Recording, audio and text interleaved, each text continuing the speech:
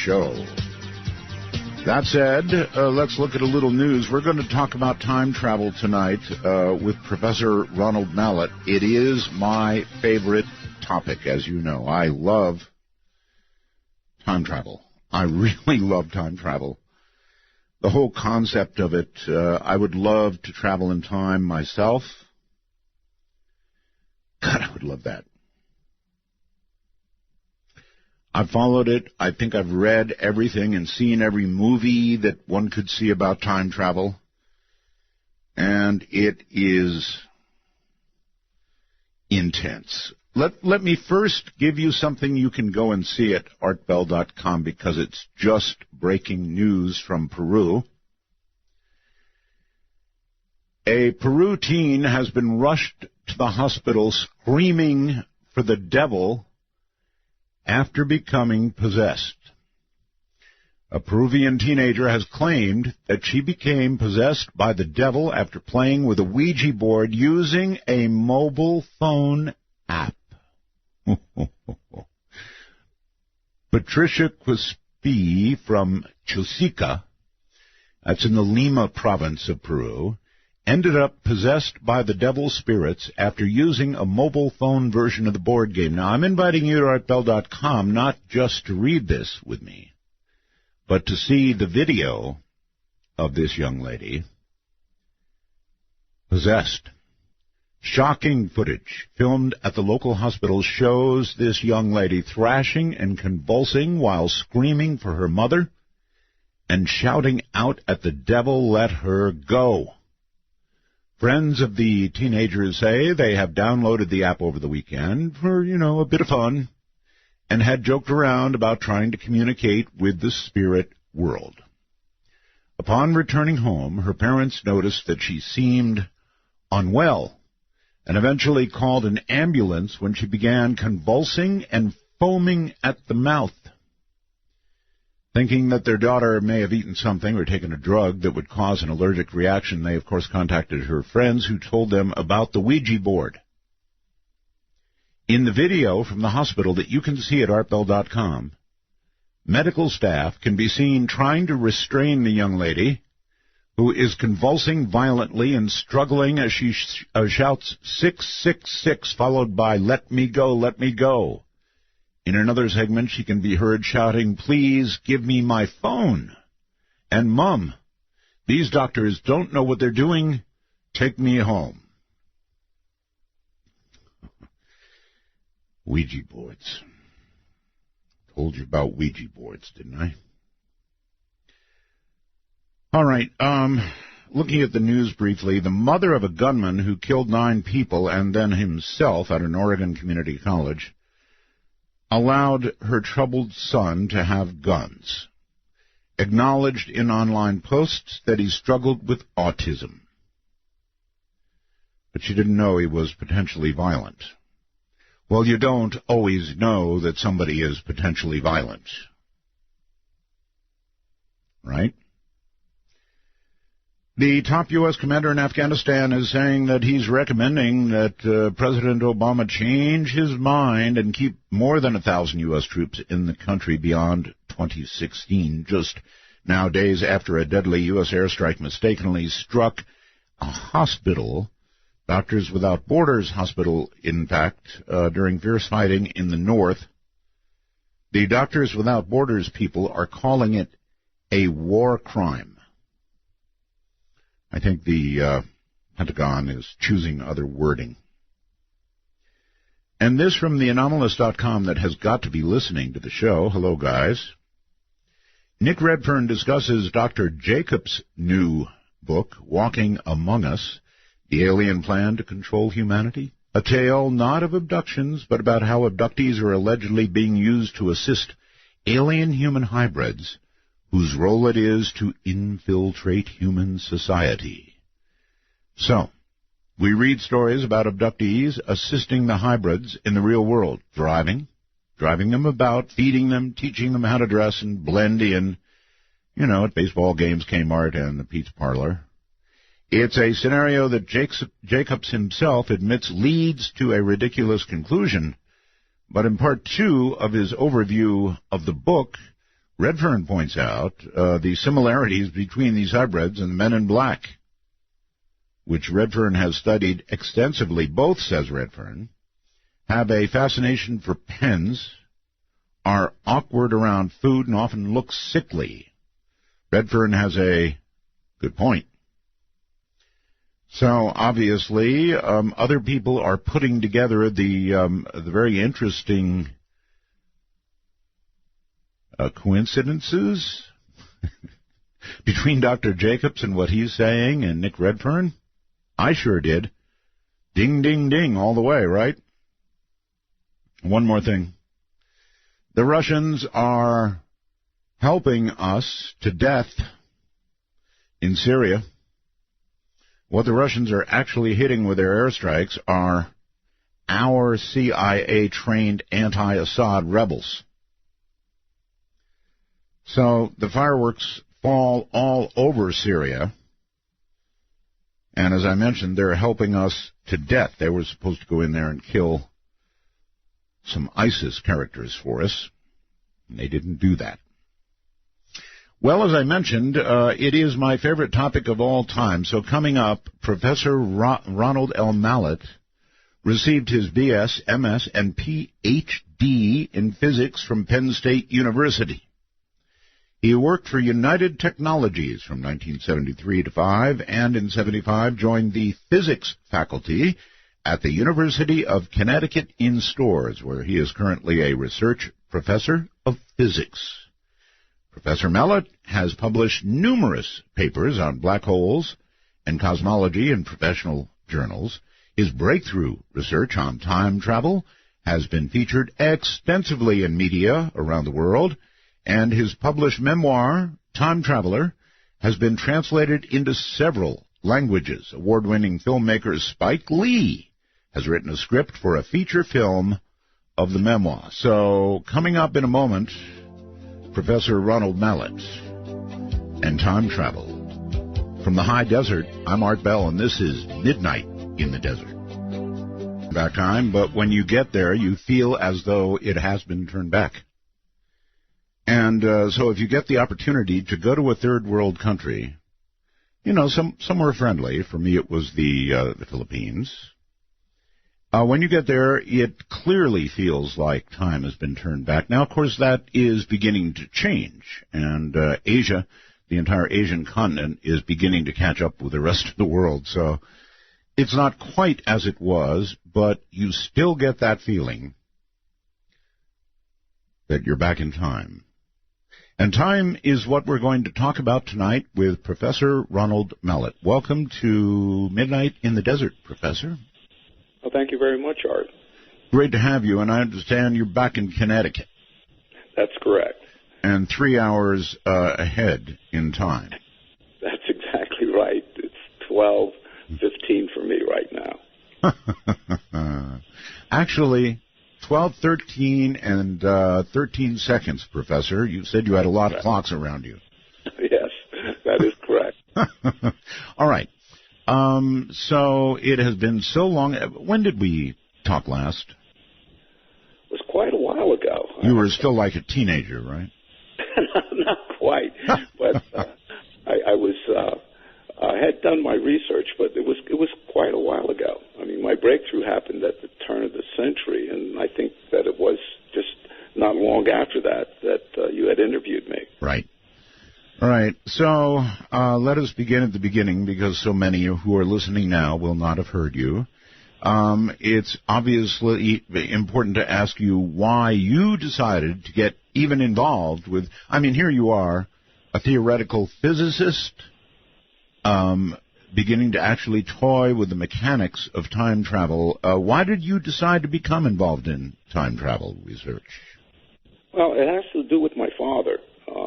He was the center of my life, and he was bigger than life. He was a television repairman in the Bronx. I was the oldest of 4 children, and my father had served in the Second World War. He was a battlefield medic, and he used the GI Bill to go to a 2-year technical school after he got out of the service.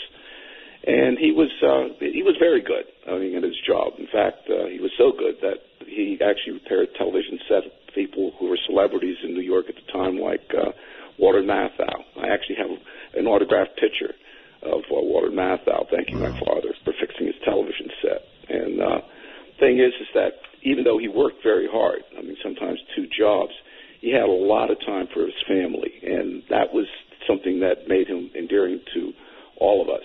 And he paid a lot of attention to me. He gave me scientific toys like gyroscopes and crystal radio sets, and he loved to read. So, of course, that I love to read.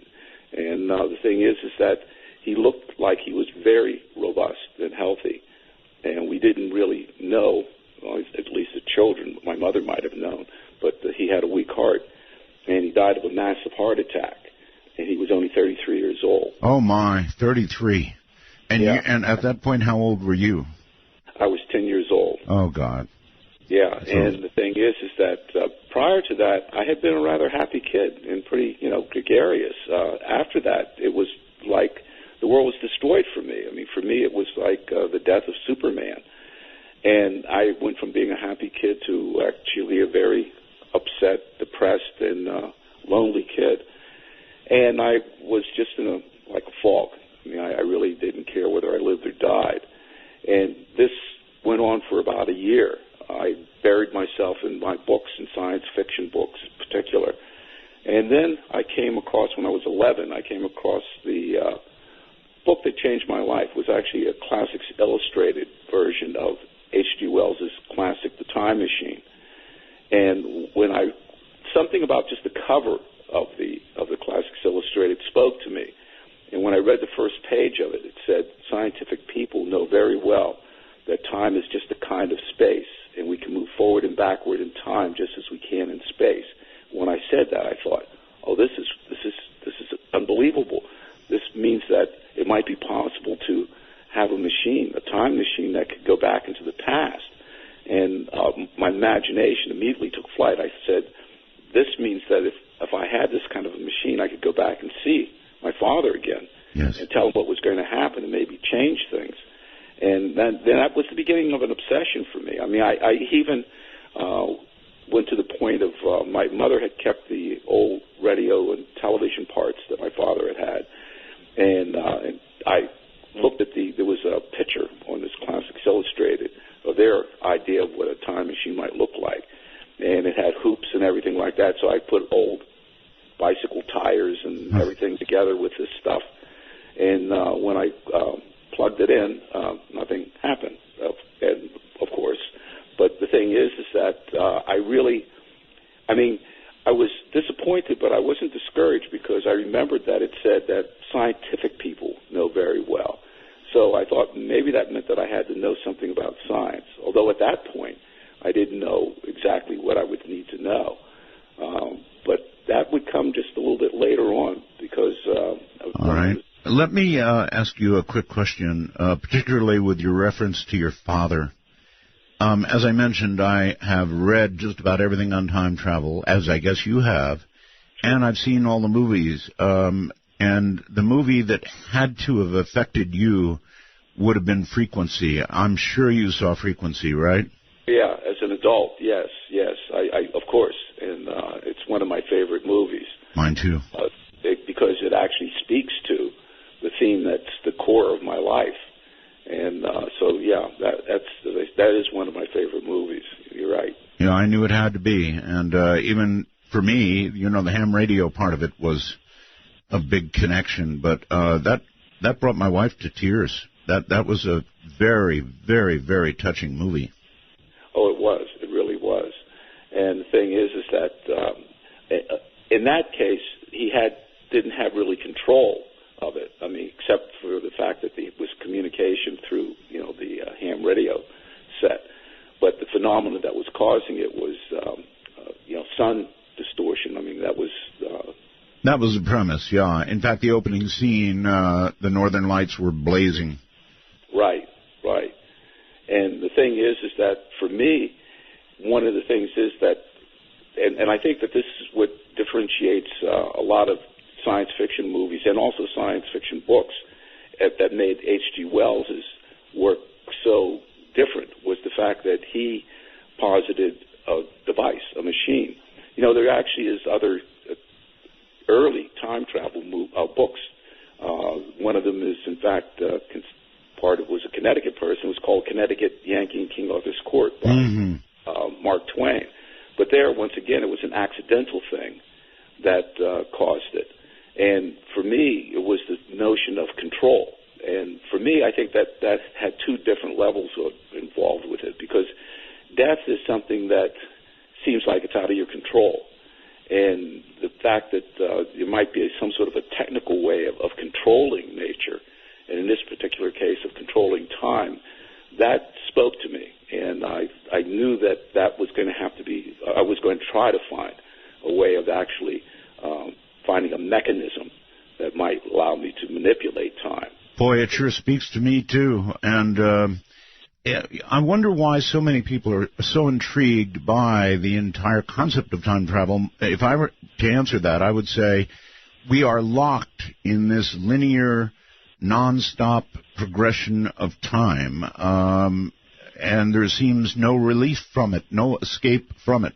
It marches forward, we march with it, and that's that. But people keep imagining being able to go forward or especially go back in time. So what's all the intrigue? Exactly that we're locked up? No, I think all the intrigue has to do with the fact that we long to be able to go back to, and I mean, who of us has not had something that has happened in our lives, either personally or, otherwise, that we would say as a regret, if I could have done this, how would this have turned out for me in my life? If I could have prevented this. Yes. Let me give you an example of something that when I had my breakthrough, I started getting letters and communiques from people literally all over the world. And one of them that was one of the most moving to me, which I'll share with you, it came from Germany. And this person, I learned German when I was in college, but I forgot most of it. So the thing is that when I got the package and the letter in it, there were graduate students in the department who were from Germany, and I asked one of them if they would translate it for me. But in the meantime, there were 4 pictures that accompanied the letter. And the thing is that the pictures told a story. In the first picture, it showed a middle-aged couple with a very attractive young woman in the picture. And then in the second picture, the young woman is in sort of a cute modeling type of poses. Right. And then in the third picture, there's a mangled car. And in the fourth picture, she's in the coffin. Oh. And I brought tears to my eyes immediately. I mean, I had never seen anything like that. And the thing is that so even before I got the letter, I knew what the story was going on here. And then when I got the letter back from the student, sure enough, the letter was from the father of this young woman, and he was asking me if he had heard about my work and as if it was possible to send a message back to his daughter to warn her, or to warn them, to warn her about what was going to happen, to try to save her life. Of course. And I was heartbreaking, and I had to tell them that, my research is just ongoing and that wasn't, possible. But nevertheless, it shows the core of one of the things, in this a very graphic way. I've gotten emails from people who have had a loved one murdered, and they would like to go back and prevent that. Sure. Or they themselves have been in prison, and they would like to go back and warn themselves about that. So I think it has to do with this very, very primal thing of wanting to try to adjust our life. And we do speculate that. What if I had met this person rather than that person? Just idle things like that. Or on a more global level, people would have liked to actually see Lincoln give the Gettysburg Address. Or that's one thing I would like to. Or I love classical music. I would love to hear and see Chopin actually performing. So I think that it's that, I think. It's not, you might say that the longing is there first, and then we realize we're imprisoned, rather than the other way around.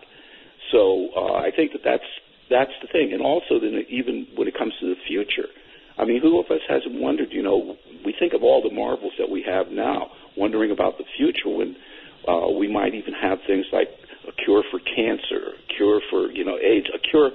What's going to happen, and to see also the possibility of changing things if we could know the future and sending information back to us. Sometimes people have asked me, well, what would you have a time machine for? I mean, obviously one of the things is my father, but I said just in a more general sense. Suppose we had an early warning device. A time machine is an early warning device. Imagine if we could send information back to us to warn ourselves of catastrophes, sure. Hurricanes and tsunamis and earthquakes, thousands of lives that we could save. So I think that's the intriguing thing about time travel. All right. Let's discuss a couple of other aspects of it, and those are all really positive. And by the way, if I had my druthers, I've always said this, I would go back and observe the life of Christ. I would observe the miracles that are said to have been done by Christ so I could really know, because as you pointed out, death is not under our control. What comes after might well be determined about the truth of what happened then. Absolutely. No, seeing Christ is one of the things that I'd love to do. And we'll come to that later about this notion of what the things that would be so exciting to see and whether it's going to be possible. But yes, seeing Christ in that time would be absolutely a wonderful thing to be able to do. Have you contemplated this, Professor? And that is, you mentioned going to the future. It would be wonderful. Yes, you might bring back a cure for cancer, and you might bring back information about what stocks are going to be hot. And in that regard, you would disrupt the entire economic everything. That's potential. I mean, the thing is that time travel is a much more complex thing than we think about. I mean, in other words, the thing that you're talking about actually has a parallel in what's called the so-called grandfather paradox, which is that we travel back in time and do something that could dramatically alter the future and alter our own lives. You've thought about this, right? I've thought about this a lot. Right. What I gave you was sort of an opposite paradox, but it would still be disruptive incredibly to society and to economics. But maybe there'd be rules. Maybe there'd be time travel rules, Professor. Well, I don't know about rules, but the thing is that the reason why I said potentially is because travel to the past leads to possible paradoxes, and it may not be so simple as just simply bringing back information. There might be all sorts of things that happen to the time stream that, in fact, even though you bring it back, you're not bringing it back into this dimension. I mean, that's a whole different thing. I mean, I don't know whether you want to get into that. Well, I mean, let's take an example. Let's say you did have the ability to travel in time, and you went back and you had your dad go and see a heart specialist, and the heart attack he was going to have would be prevented. Then you would be changing something in this time stream, without a doubt. Your dad would be living on. It would be a very, very different situation indeed. Professor, where are you? From a professional point of view. In other words, I take it you're tenured, so probably that part's okay, but I would think there would be some critical comments that come your way every now and then from colleagues. Well, yeah, Art. I mean, the thing is that when I had decided way back when I was 11 that I wanted to build a time machine, even at that early age, I knew people were already concerned about me, and so I already was astute enough to realize that I probably shouldn't share the fact that I wanted to build a time machine, because that might not lead to consequences that I wanted to have, and so I kept it to myself, and I pretty much did that throughout my whole career. because it was my secret project. The thing is that what I realized is that even in college, that I was going to have to do something that was going to relate to it, but not be obvious, and that's where Einstein's work in the theory of black holes came in. And if you look at all of my publications, after I started as a faculty member at the University of Connecticut, they're on cosmology and black holes and topics like that. None of them has to do with time travel. And however, Einstein's work, which we'll go into more detail later, but the thing is that it was key to understanding time. So I could understand things like black holes and write papers about it, and that would still allow me to study time. So that's what I built my career on. If I had come to during my interview at UConn, if I had said, well, I'm interested in building a time machine, we wouldn't be having this conversation here right now. So that's something that I just didn't do.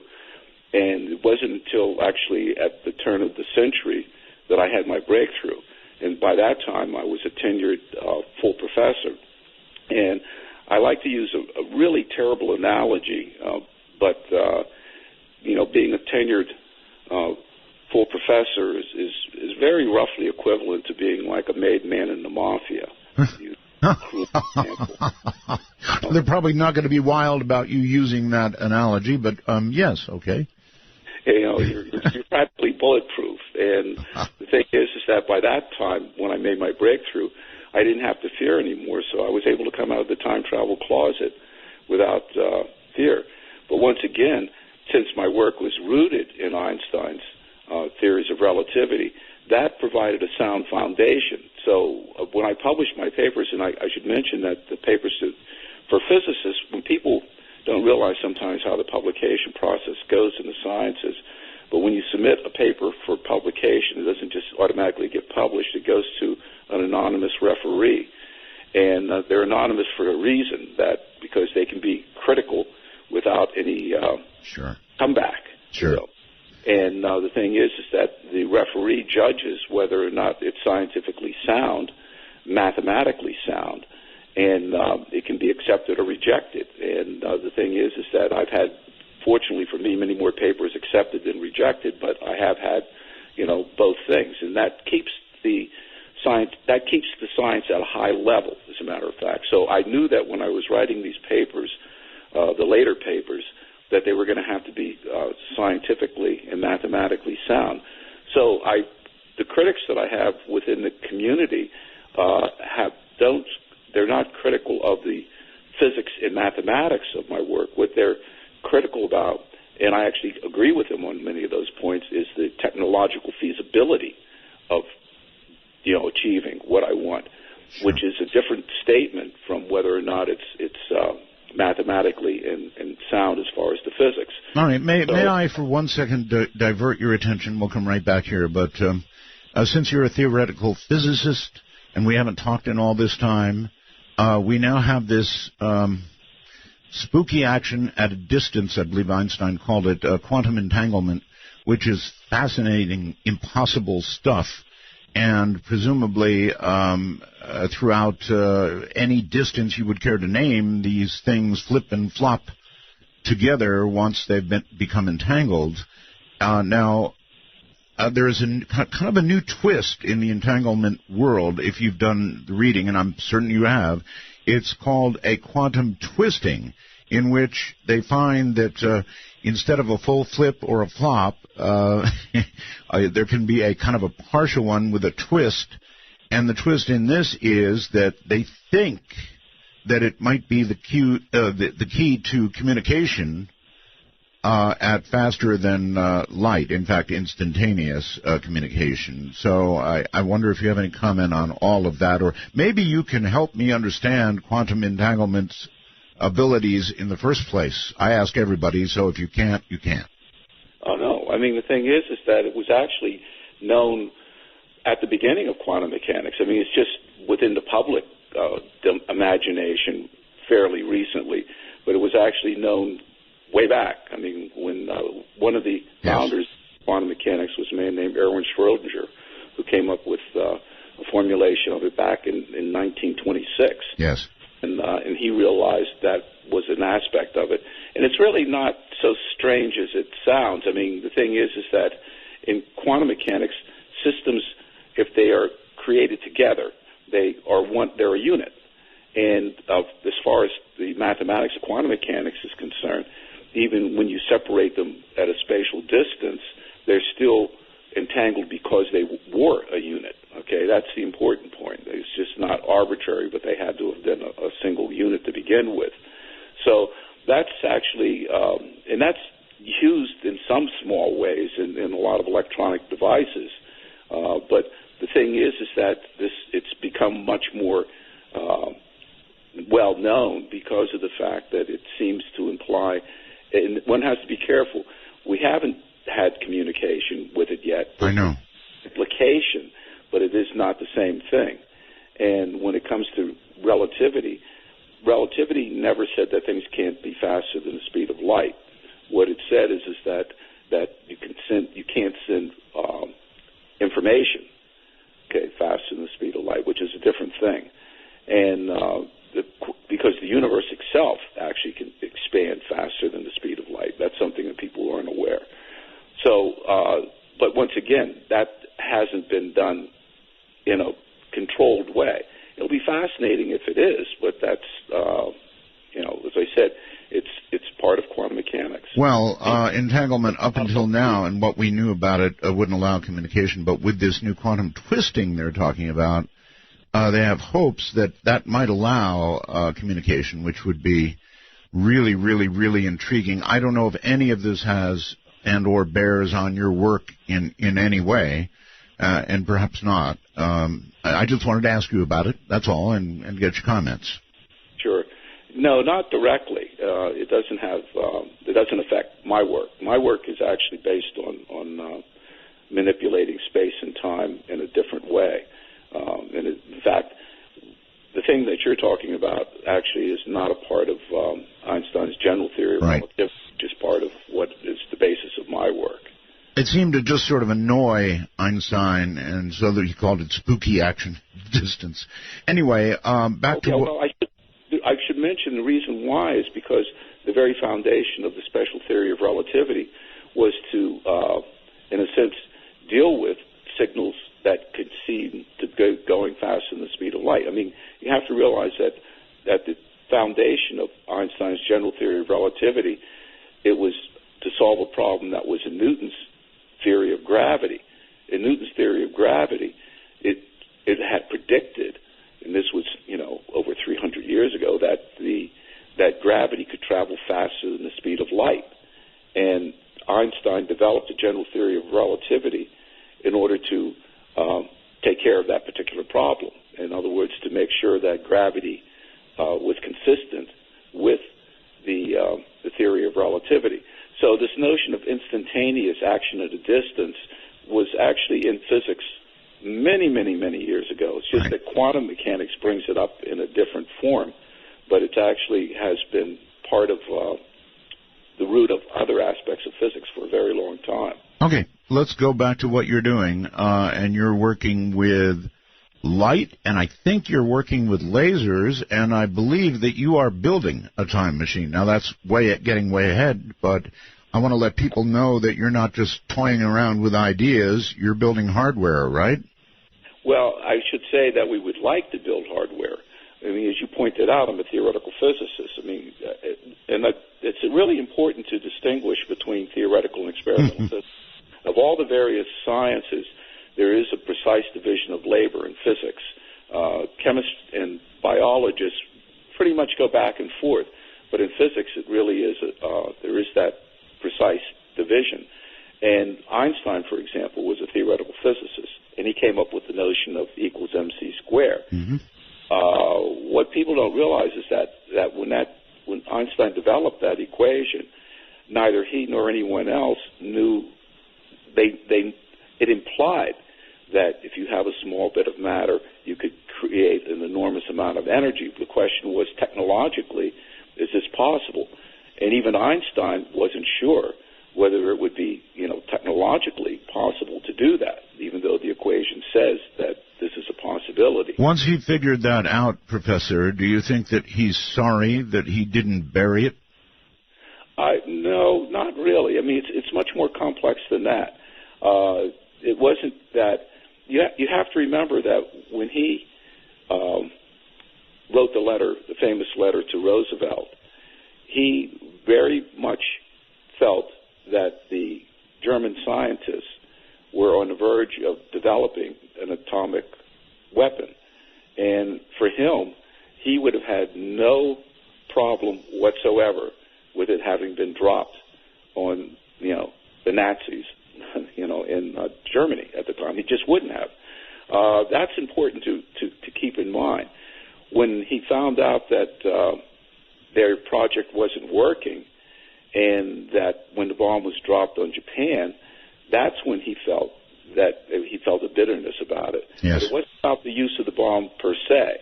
It was just the target of it, and that is something that caused him a considerable amount of angst. All right. Professor, just straight out question. Do you believe that time travel is truly possible? Not at this instant, perhaps, but ultimately. Well, not only do I believe it, but time travel to the future has already been done. I mean, you have to realize that Einstein developed two theories. One was the special theory of relativity, which he developed in 1905. And that theory says that time for a moving clock slows down. The faster you have a clock move, the more time slows down. Now, when I'm talking about a clock, I'm not just talking about a mechanical mechanism. Your heart is a clock. Yes. And that would mean that if you were traveling fast enough, your heart rate would slow down. Now, it's important to realize that this doesn't mean that you would feel it. You would not notice it, no matter how fast you were traveling. It's just like when you're in your car. No matter how fast you're going, you don't feel like you're traveling at a high speed. But someone who's watching you sees you zip by. And it's the same thing here. If you're traveling close to the speed of light, they would actually see your heart rate slow down so noticeably that you would not be aging as much as others. And that would mean that if you were traveling fast enough that you could arrive in the future maybe only being a few hours older, whereas decades could have been passed for everyone else. Now, that actually is a precise prediction of Einstein's theory. The technical name for it is time dilation. Now, what is important to realize is that this has been verified not only on the subatomic level, but even on the large-scale level. Mm-hmm. There's this device in Switzerland. It's called the Large Hadron Collider. I think it's at work right now, isn't it?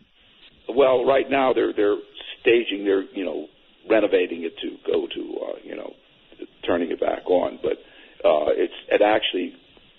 they actually found the particle that they had built the machine for in the first place, and a couple of physicists won a Nobel Prize for it. It's the so-called God particle, which its real name is the Higgs particle. That's what the device was built for. I think now they're actually theorizing something smaller than Higgs, right? Well, there has been a long time that people have been talking about other particles. Well, actually, there's been this notion of there's two different types of theories. One of them is called supersymmetric theories, in which they say that there are other groups of subatomic particles that are sort of counterparts of the particles that we already know. And then there's superstring theories, which say that they're trying to explore and say that all of our particles are actually vibrations of these strings in many, many dimensions. Yes, indeed. Professor, may I ask you something, and it concerns CERN. So just to put everybody's mind at rest, or perhaps not, there are people who theorize that at CERN they may create a black hole. Now, I've heard it said that that black hole would be very minor and would blink out very quickly. Would you say that you're 100% certain that if that black hole is created, there would be no adverse worldwide possible effect? Yeah. One of the things that's important to realize is that when that sort of thing came out, it was part of the hype to get people interested in the Large Hadron Collider. Yes. Seriously. Because the thing is that people were wondering, what is this thing for and how long it's taking, 10 years to build this thing, and it's costing, billions of dollars to do it. And to try to keep those people's interest in it, they were talking about the finite probability, I should say, of black holes being created. Now, you have to realize that this is another aspect of quantum mechanics, and the probability of that was so low that, and let me give you an example of a probability that it's similar to. When the atomic scientists of the Manhattan Project were getting ready to set the bomb off, they actually did some calculations, and there was a finite probability, that our atmosphere has hydrogen in it, that the fission bomb would cause a fusion of the hydrogen in the atmosphere and turn our entire planet into one gigantic hydrogen bomb. Yes. That was actually a serious calculation. But the probability, when people talk about probabilities, that is a really, really tricky thing. Because it's like the probability, and there is a probability that the room that you're in right now, all of the molecules in the air will end up on the other side of that room, and you will find yourself in a vacuum. And it is a finite probability, but it's so low that it's greater than the age of the universe. So when people talk about probabilities, one has to be careful, and that's so in the case of these black holes that might have formed. The probability of them is just, it's there. But it's all right, let me rephrase it. Is there a bigger chance that CERN will do something that could affect the whole world, then a bigger chance of that than there is of the air leaving half my room? Pretty much the same. Really? Well, okay. Yeah, really. The thing is that there's a probability. When you calculate, and it depends on what it is that you're talking about the probability of. Something strange could happen, but the probability of it is so low that they're not even thinking about it, really. What they're hoping is that when they get the experiments, seriously going again, that they might see evidence for these strings or these, counterpart particles, these supersymmetric particles. That's what they're really interested in, and they're hoping that they'll be able to get the money and continue to have the money. It costs about $1 billion a year to keep running that thing. Oh, yes. Well, when scientists have a choice to either push a button or not push a button. Right. I tell you what, we've got a real quick break to do, so hold on, Professor. I'm getting so wrapped up in what I'm doing. We'll be right back.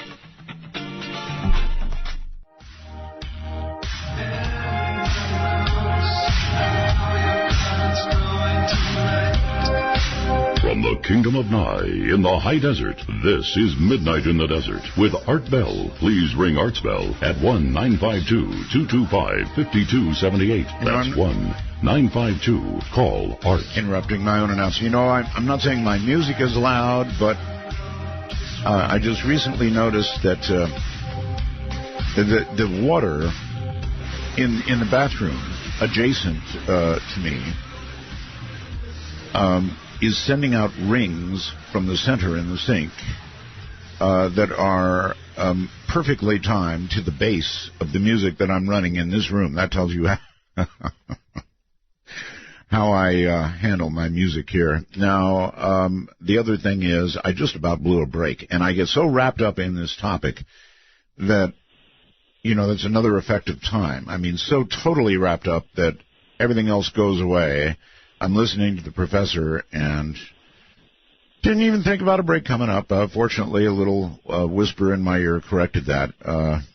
Yet another effect of time. What I was saying, Professor, was scientists create, they think about things, they suppose things, which is what a theoretical physicist does, and then other people build things.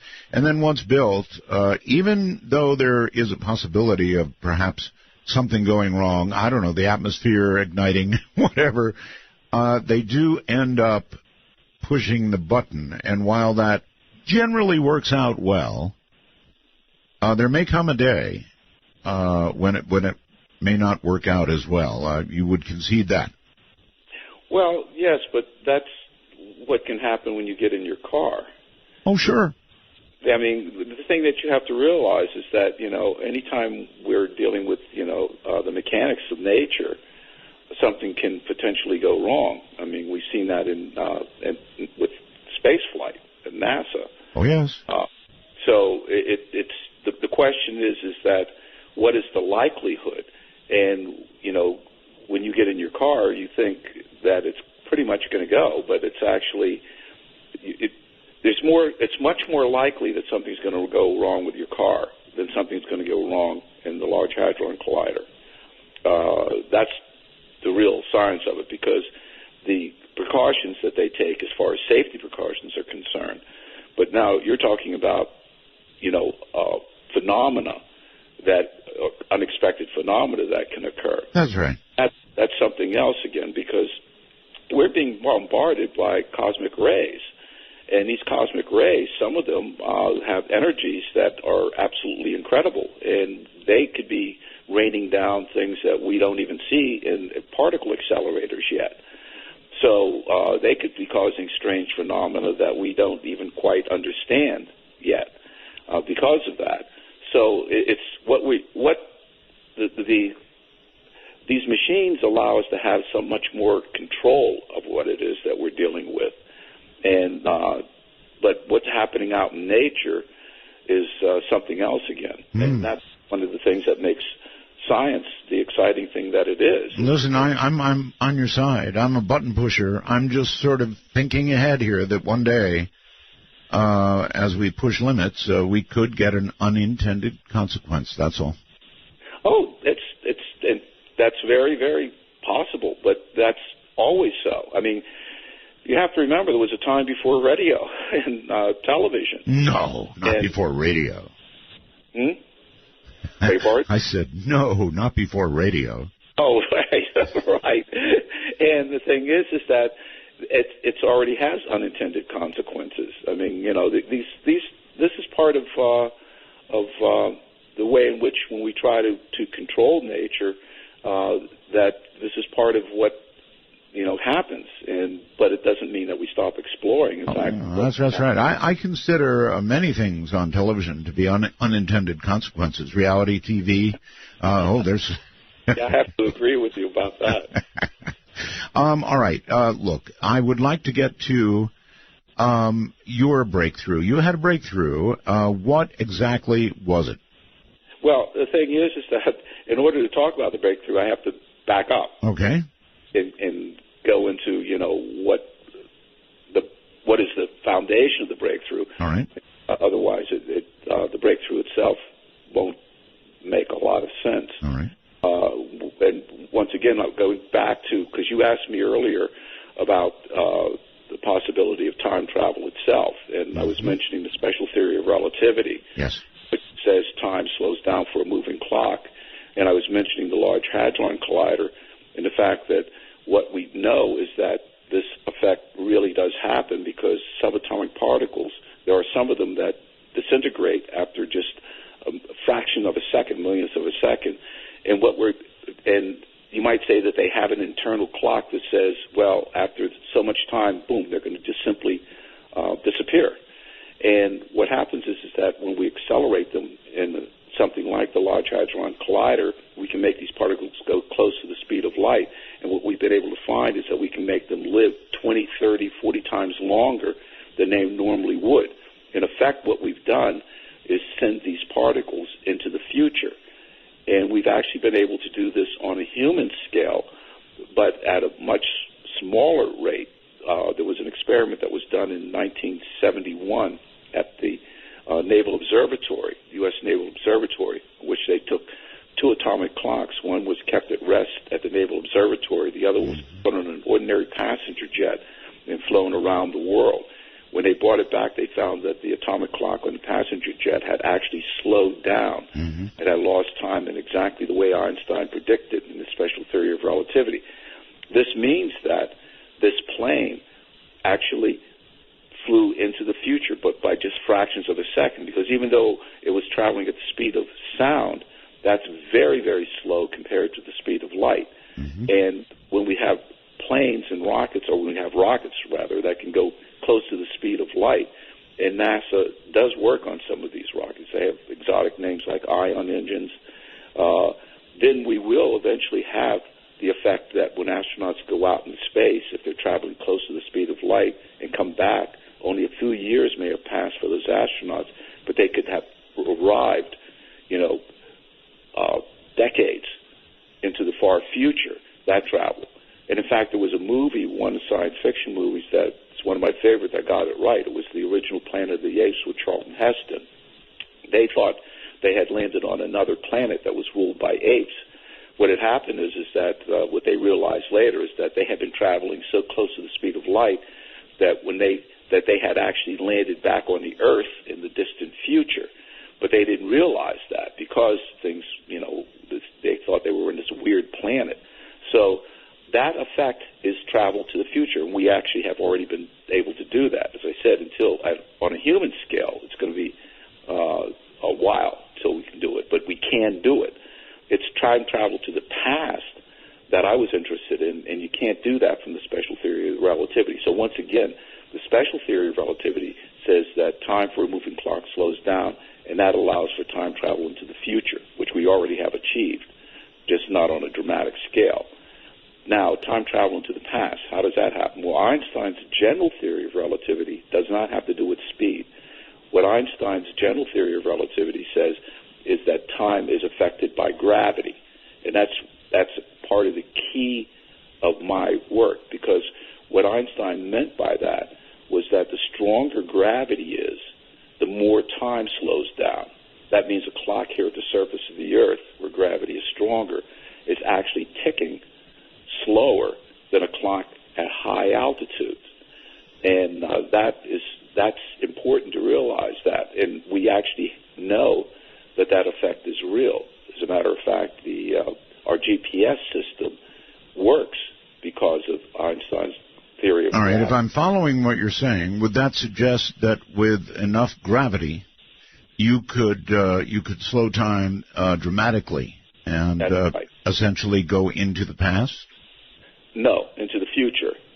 Because you're still just slowing, right? You're just slowing time down. Okay, it's the effect of slowing time down is what allows you to go into the future. Okay, well that then does not get you into the past.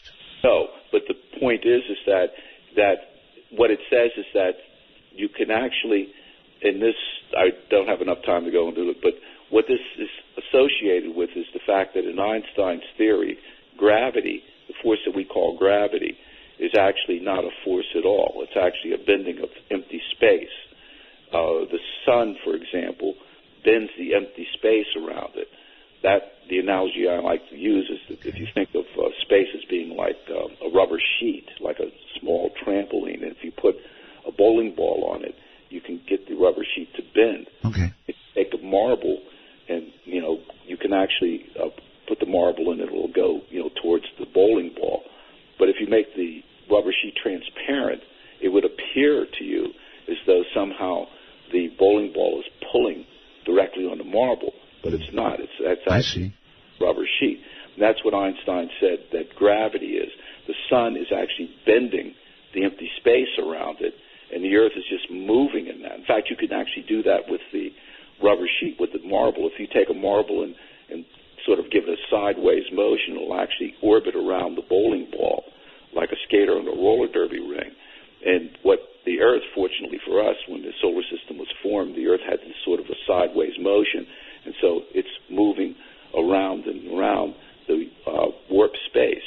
Now, in Einstein's theory, space and time are connected to each other. Whatever you do to space happens to time. So this bending of space actually leads to a bending of time. And you might say, well, what does that mean? The bending of time shows up to us as clocks ticking slower.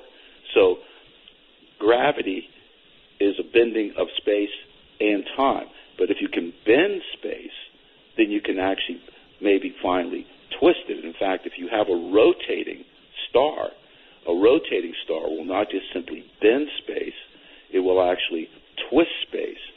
And it turns out that if you have an object like a rotating black hole, not only will it bend space and twist space, but it will also twist time.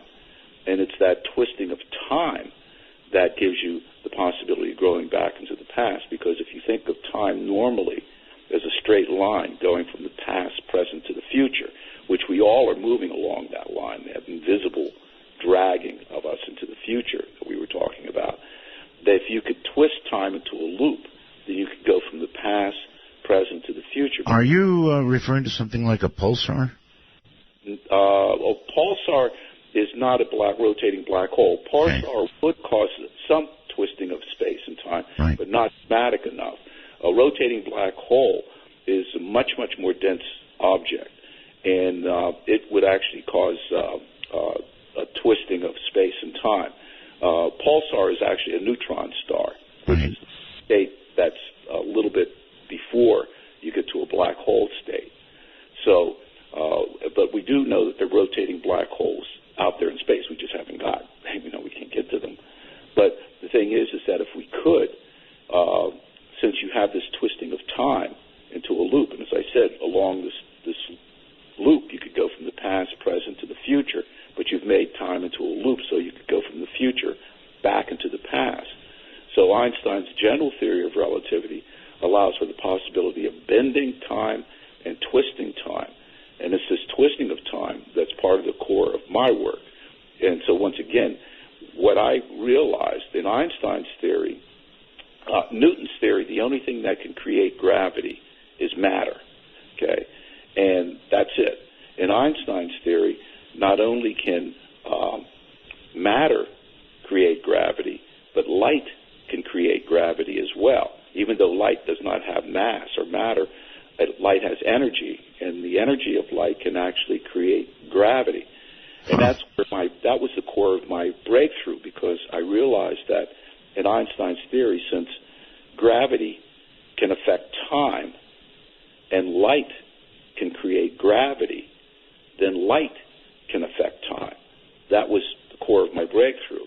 And what I realized was that I could do something similar to what one has with a rotating black hole by using a device called a ring laser. A ring laser is just simply a device that creates a circulating beam of light. One way of thinking about it is that if you have a series of mirrors that form like a square, and you bounce light off of one mirror and it hits the other mirror and the other, and it creates a circulating beam of light. That circulating beam of light can cause a twisting of space. And the analogy that I like to give people to think about that is the fact that think of if you had a cup of coffee in front of you right now. I do. Think of the coffee as being like empty space. And think of the spoon as being like the circulating light beam. So what happens when you take the spoon and stir the coffee? The coffee starts swirling around, sort of creates a vortex in the coffee.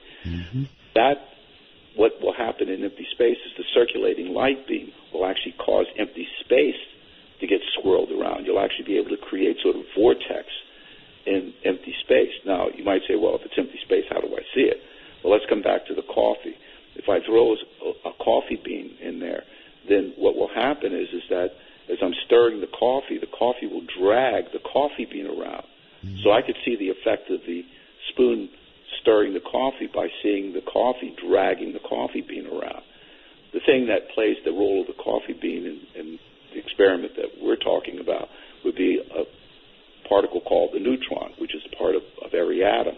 If you put a neutron into the empty space and then turn on the circulating light beam, as the circulating light beam is twisting the space will drag the neutron around, just like the coffee dragged the coffee bean around. So even though you can't see the space itself being dragged around, what you'll be able to see all of a sudden is the neutron will start getting twisted around when you turn on the circulating light beam.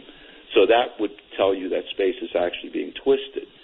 And now we go to the next step, because remember I said that space and time are connected in Einstein's theory. Yes. So if you cause this twisting in space to become strong enough, then the straight line of time going from the past, present to the future will actually get twisted into a loop, so that you'll be able to travel from the past, present to the future. But once again, you've twisted time into a loop, so you could go from the future back into the past. Mm-hmm. And that's my idea, and that's my work. Now, of course, everything that I described to you has been in words. I should mention that for physicists, that is not even remotely enough. What you have to do whenever you have these things, when physicists say that they have a theoretical model, people sometimes think that that means, something that they're talking about verbally. It's not that at all. What I had to do was to solve Einstein's gravitational field equations and for a circulating beam of light. And then what I found was mathematical result that showed that space and time could be twisted.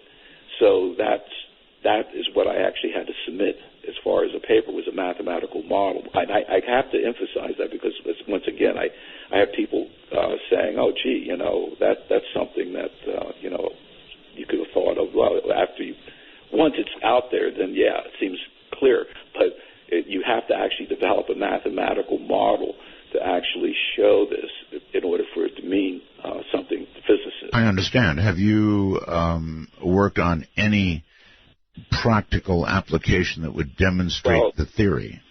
Well, the practical application was showing that you could twist space. That's a possibility. Right. That could be a new type of space propulsion, for example. Imagine if you could use light to manipulate space, then you can manipulate objects in space, and that might lead to a whole new type of space travel. So that's one of the things that we've been thinking about. But the main thing is to actually do the experiments itself. And once again, this is where the public gets a lot of their ideas about these things from science fiction movies. One of my favorite movies is Back to the Future.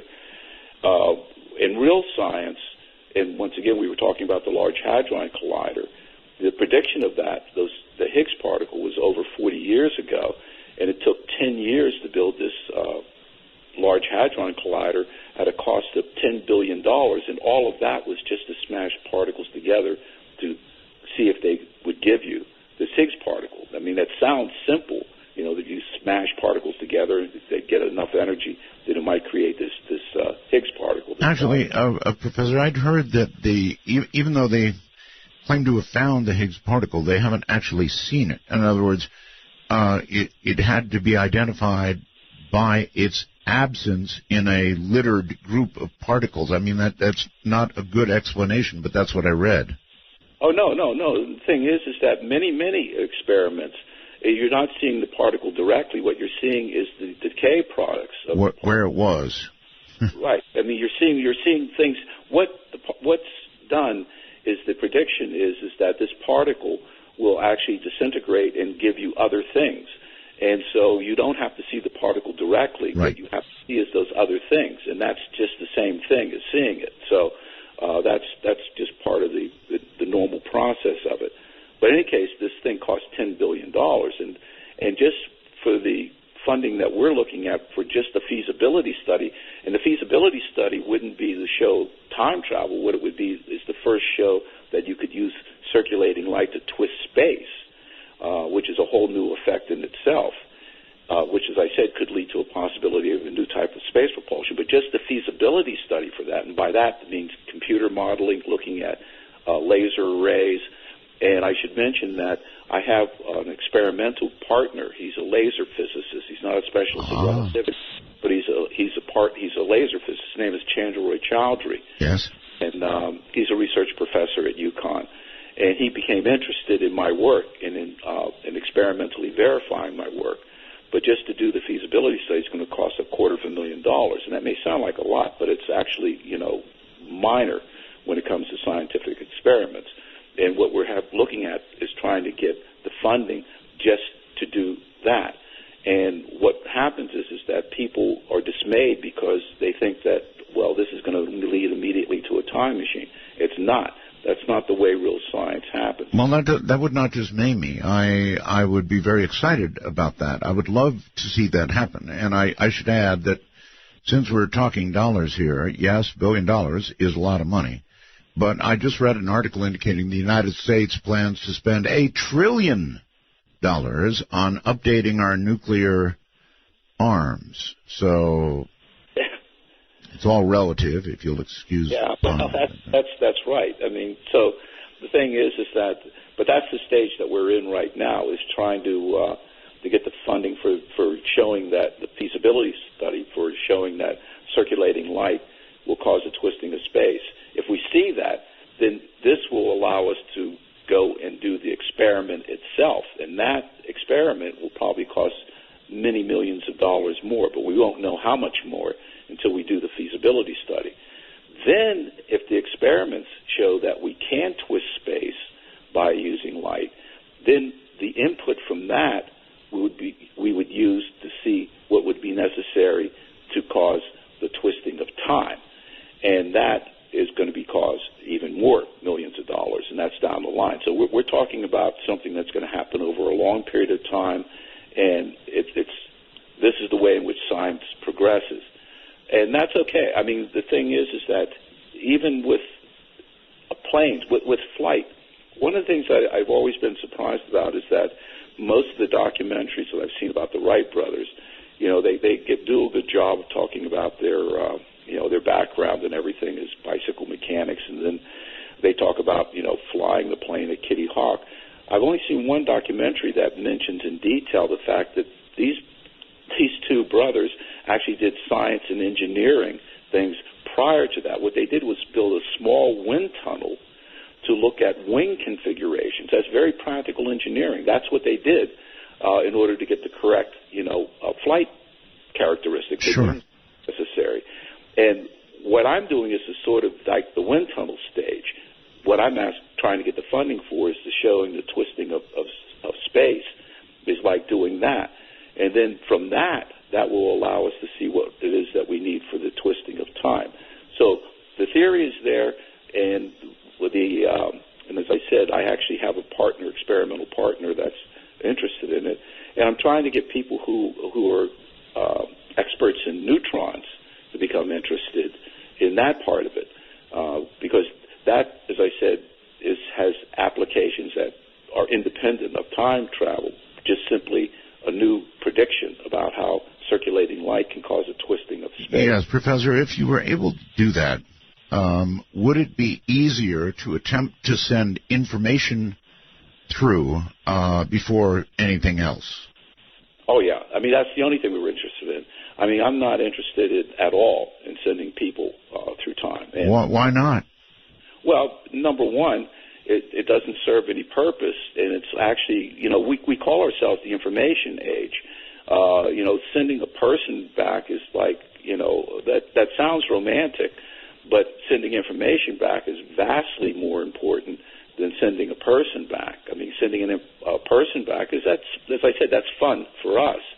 But being able to send information back, and we were talking about that earlier, is about warning or sending information back about cures and things like that. I mean, this is actually much more important. Eventually, it would be nice to send people back, but the amount of energy that would be required for that would require the total capability in collaboration. I mean, CERN is an international collaboration. Yes. It would require something like a super CERN type of thing. I mean, it would require the output or the financial cooperation of all the major world governments. And once again, that answers that's because of the fact of the energies that we're talking about. Yes, if you're sending information, that's not much energy. If you're talking about I was just contemplating the cooperation of all the world's governments. Oh, yeah. That's brought on the chuckle. But still, all you have to do is think about the CERN. CERN is the cooperation between Switzerland, Germany, France, and the United States. So it is possible if they feel like they want to do it. Okay, Professor, just for fun, let us imagine that you get the twisting you want, that you can pass information into the past, and that you decide to pass, just as an example, information on how to cure a disease that we now know how to cure, thereby saving the lives of millions of people in the past. Right. Now, that one act could have paradox implications that are staggering to even think about.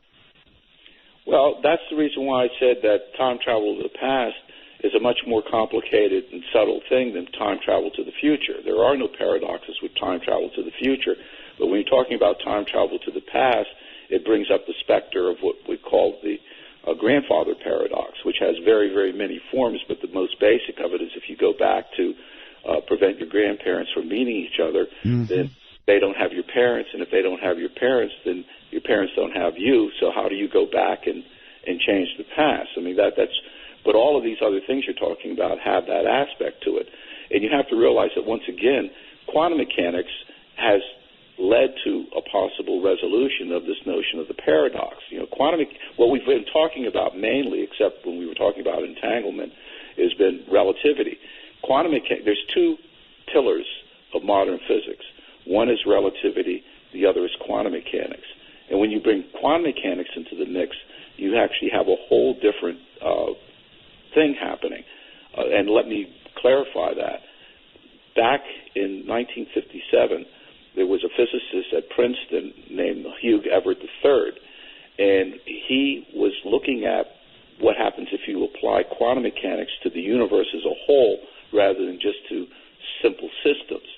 And when he developed the mathematical theory behind that, he found that it led to a rather startling conclusion, and that is to say that whatever outcome can happen, that outcome and its opposite or adjacent would happen. For example, if I'm talking about, and I'll use a simple scale, a large-scale analogy. I'm sorry, Professor, before you get into that, we're right up against a break, so hold that thought. We'll come back to it following the break. Grab some coffee. I know in Connecticut it's getting here and think, well, okay, if what the man is saying is correct, and he did agree that sending information back might be the first and most logical practical application of something like that, that we, as you pointed out, live very much in a information age now, Professor, so shouldn't we be on the lookout? Because, I mean, if time travel becomes possible in reverse, and we're inundated with so much information now, that isn't it possible that on somebody's, I don't know, iPhone, there could suddenly pop what would seem to be a indecipherable message, perhaps indecipherable if it comes from far enough in the future. In other words, what I'm saying is, if this is going to be eventually made into a practical application, shouldn't we be looking for messages from the future? Well, yes, but not quite the way in which you think, and not possibly, we have to be concerned. Because I'm not concerned, I'm just wondering.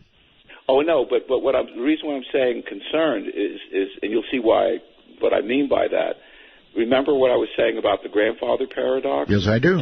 Okay, and what I was mentioning was this physicist, Hugh Everett III, who was applying quantum mechanics to the universe as a whole. And what he found was that essentially different decisions, possible outcomes, are all played out. And I was giving a specific example that I actually like to use, which is to say that suppose that today you were trying to make a decision between having a fish sandwich or a cheeseburger.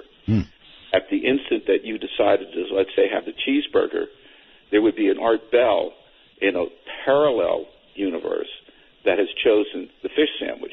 They're both real and they're in separate universes, and they both don't know anything about the other. And this notion doesn't have to do with just human beings. In other words, if an electron has a possibility of going to path A or path B, at the moment that it has that, it can actually go to both. It goes into path A in one universe and path B in the other universe.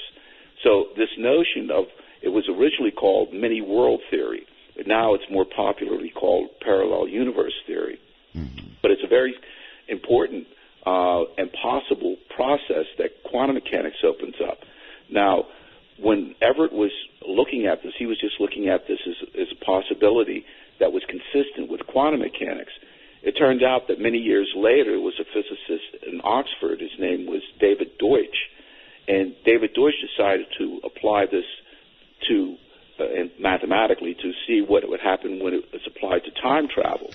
And what he found was that what it predicted is that suppose you went back into time, and the moment that you arrived in the past, there would be a split of the universe into separate universes. Mm-hmm. There would be a universe that you would arrive in that universe that you arrive in, that parallel universe, you could do something like preventing your grandparents from meeting each other, and they don't have your parents and so on.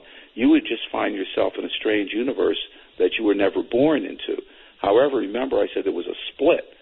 The other universe you don't arrive in, and that universe leads to the outcome that we know has happened. So the upshot of this is the fact that you can travel back to the past, but the past that you travel back to is not the past that you came from. So if you change it, it will have no effect on the current one. Right. Mm-hmm. So that means that if you went back into the past to send information, or you went back there with information about the stock market, for example, yes, in that parallel universe, you could become a millionaire. But in the original universe that you came from, they wouldn't even know. They would just simply say, oh, hey, Art disappeared one day, and we've never seen him again. So in this way, you avoid the paradox problem. That's exactly right. Mm-hmm. And that's one of the things that physicists believe is a real possibility, is this notion of parallel universe, and that quantum mechanics has to be taken into account. That's one aspect of it. The other aspect that Stephen Hawking has considered is what he calls the chronology protection hypothesis. And I emphasize that word hypothesis because it's not a proof, it's not a theorem, it's just his conjecture. And what he feels is that when you try to travel back into the past, nature itself will conspire in ways to prevent you from changing the past. In fact, he is, this conjecture of his, he's actually said it makes the world safe for historians. And that's actually another possibility. Yes. So, but once again, that's just a conjecture. So you have that out there. So that's why I said it's not as simple as it sounds. Now, and then getting back to this notion of information, getting that information, number one, you have to realize that when you're sending information back to the past, you have to send it back in a certain form in which you have a device that will translate that. But to give you a simple example, people have asked me, well, how would you send information back? Right. Well, one of the ways that I have, and this is based on solid physics, is the neutron spins like a little top, like the Earth. It spins about an axis, okay? But in the world of quantum mechanics, the neutron can only have two directions of spin. In our world, you can have any orientation of the spin axis, but in the neutron can only spin up or it can spin down. It only has those two possibilities. Now, the thing is that suppose that I assign a 1 to the neutron spin up and I assign a 0 to the neutron spin down. Suppose I send a stream of neutrons in which I have spin up, spin up, spin down, spin up. That's a binary code number. And the thing is that so by using the spins of neutrons, one can actually send information. However, that means you have to have a device associated with your machine that can actually translate these things. So the neutrons coming back won't be able to be picked up by an iPhone or anything else unless you have something that decodes the neutron spins.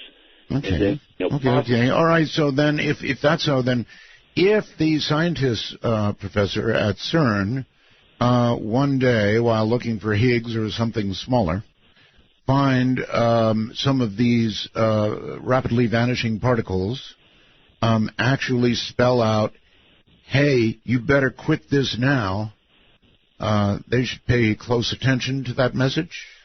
Well, they won't, because they won't know that that's happening. They would actually have to have a neutron receiver. Yes. In other words, it just can't be random subatomic particles. I was just trying to have fun. Oh, I see. Okay. I can be very literal. So can I. So they would not likely receive a message in that manner. They wouldn't know what they were getting. Yeah. I mean, as I said, you actually have to have a controlled experiment. I mean, all you have to do is think about telephone.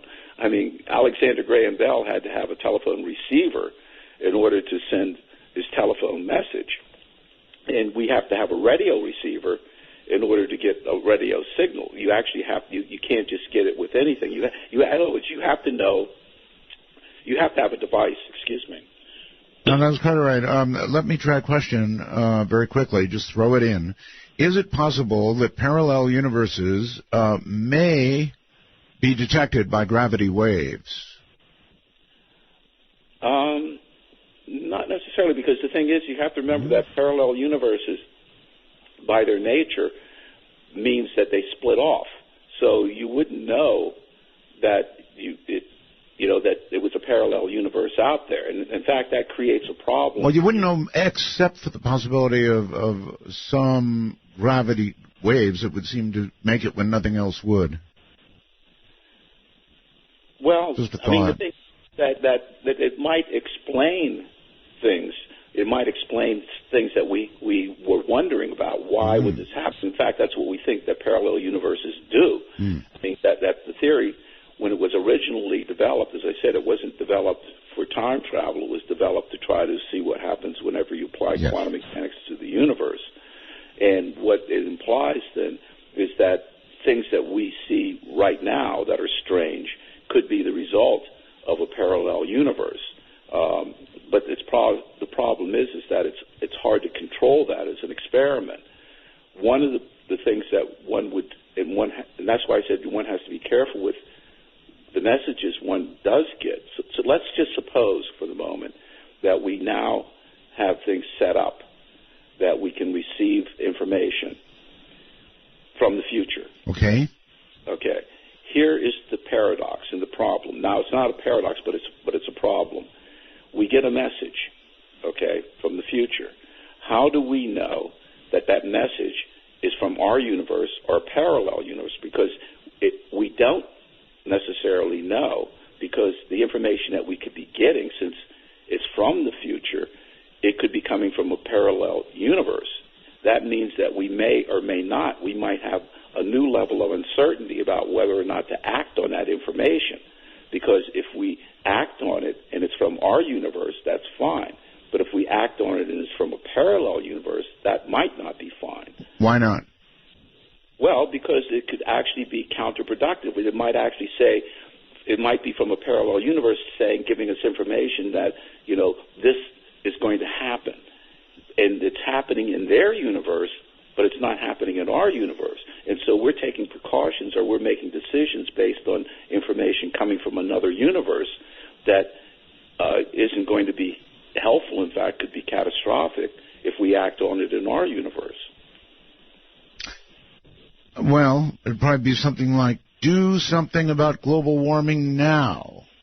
Well, it might be something a little bit more subtle. It might say that, and more dangerous, that we're going to be attacked by such and such a country, and that may be so in their universe, but not in our universe. And so we prepare to counterattack that country in this universe, because we think that they're going to attack us in this universe, but they're not. Well, all right, here's a question for you. Assuming that time travel or time travel for information would become possible, then you would have to imagine it might even be weaponized. Oh, I mean, that's one of the things that governments would have to deal with. That's why this notion of control of this. Every new technology has to have control. And when we talk about technology, sometimes people don't even think about how that simple that is. For example, let's suppose that I have a butter knife. I mean, I have a butter knife and I use it to spread butter. But that butter knife can also be used to stab someone. The knife itself is technology, and it's technology. It's neutral. It has to do with the intent of the person that has the technology that one has to worry about, and that has to be controlled. That's why we have laws and everything else. And in this particular case, in fact, one of my favorite movies, and it should get much more press, and I recommend it to people, it's called Time Cops with Claude Van Damme. Oh, yes.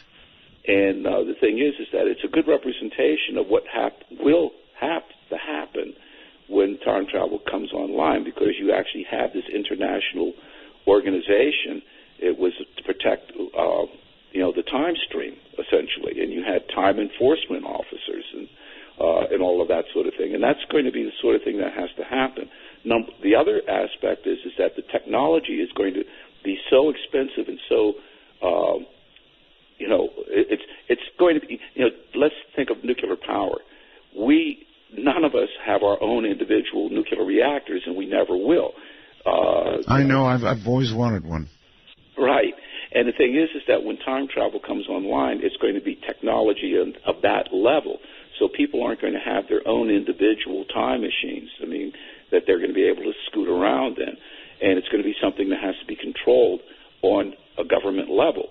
So it's going to be a much, much more dramatic and much more controlled issue when it does happen. And it will happen. It's potentially going to happen.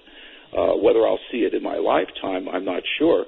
But I know that it is possible within the framework of Einstein's theories of relativity. I've always wanted to actually have what looks like an ICBM in my front yard. It would sort of keep everything in order. Every now and then I could have a little smoke venting from it. In line. All right, so it's certainly possible, is it not, that either ourselves in the future or extraterrestrials have long since invented some form of time travel or information transfer. That's very possible. The thing is that, and this is actually an important aspect of time travel, in the movies you can go back to any time that you want, but with a real time machine, you actually have a limitation. The limitation is that you can only go back to the point where the machine was turned on. For example, right. I turn the device on today, and I leave it on for 10 years. I could travel back 7 years, 5 years, all the way back up to the point the machine was turned on. But I can't travel earlier than that because you have to realize that it's the machine that's creating warping of space and time. So that's an inherent limitation. With respect to humanity, but when you begin to consider terrestrial time machine. Yes. Right. And you're absolutely right, Art. With respect to an extraterrestrial civilization, it's highly likely. In fact, one of the things that we know now scientifically is that since the 90s, scientists have found what are called extrasolar planets. Mm-hmm. These are planets that are orbiting other stars. Now, as strange as it might seem, we didn't know that until the 90s. It was conjectured, but we saw observationally that there were other solar systems out there. Before, we weren't sure that other stars had their own set of solar systems. And what this means is that, in fact, scientists like to use, catchy phrases, and recently they've actually found a class of stars. What happened is that when they were looking at these extrasolar planets, most of them seemed like they were too close to their sun, so they were too hot. Some of them seemed like they were too far away, so they were too cold. What they have found now is a class of planets, extrasolar planets, that they call Goldilocks planets. So as you might guess from the name, it means that these planets are just right. And they're just at the possibility of that light, they could support life. Now, we haven't been able to see that yet. And the current research that's going on in astrophysics is to determine how one determines the type of atmospheres that are possible on these planets. But the general feeling now is among the scientific community is that they're and this is just in the neighborhood of our galaxy that we have found, hundreds of these various planets. And so, there are billions of galaxies. So the notion, it's highly likely that the universe is teeming with life. And now that's part of the serious scientific thinking. And so that means that if we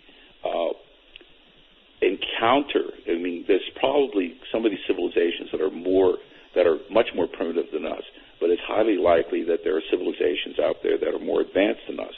And they could have developed time travel technology, let's say 10,000 years ago. If we encounter them or they encounter us, they could visit our distant past. Or once we encounter them, we could use their time travel technology to visit our distant past. So, all right, how about this argument?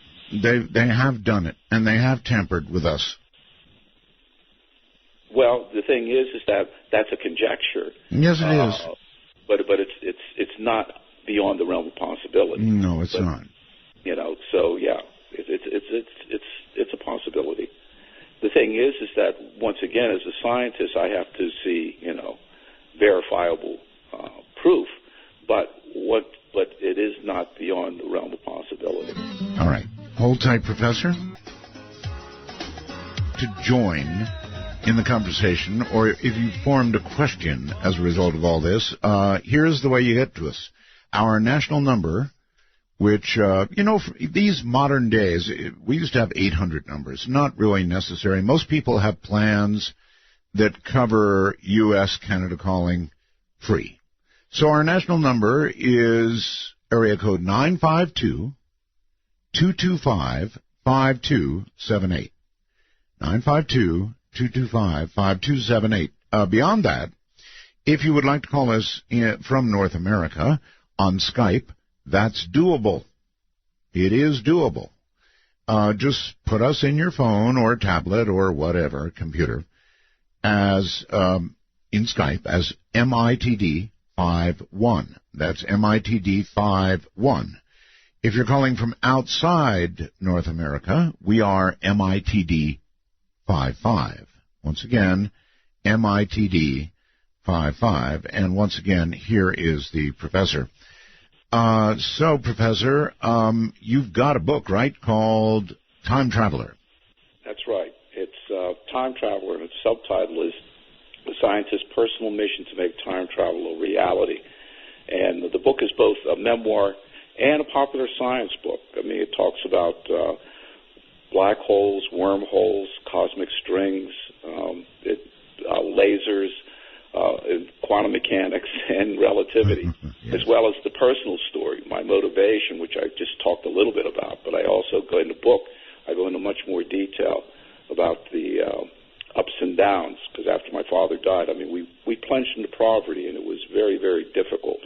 And I talk about that and how I finally, was able to to get the money that I needed to go to college, which was not immediate. When I got out of high school, we were just too poor for me to go to college, and I went to the Air Force, and I used the GI Bill eventually.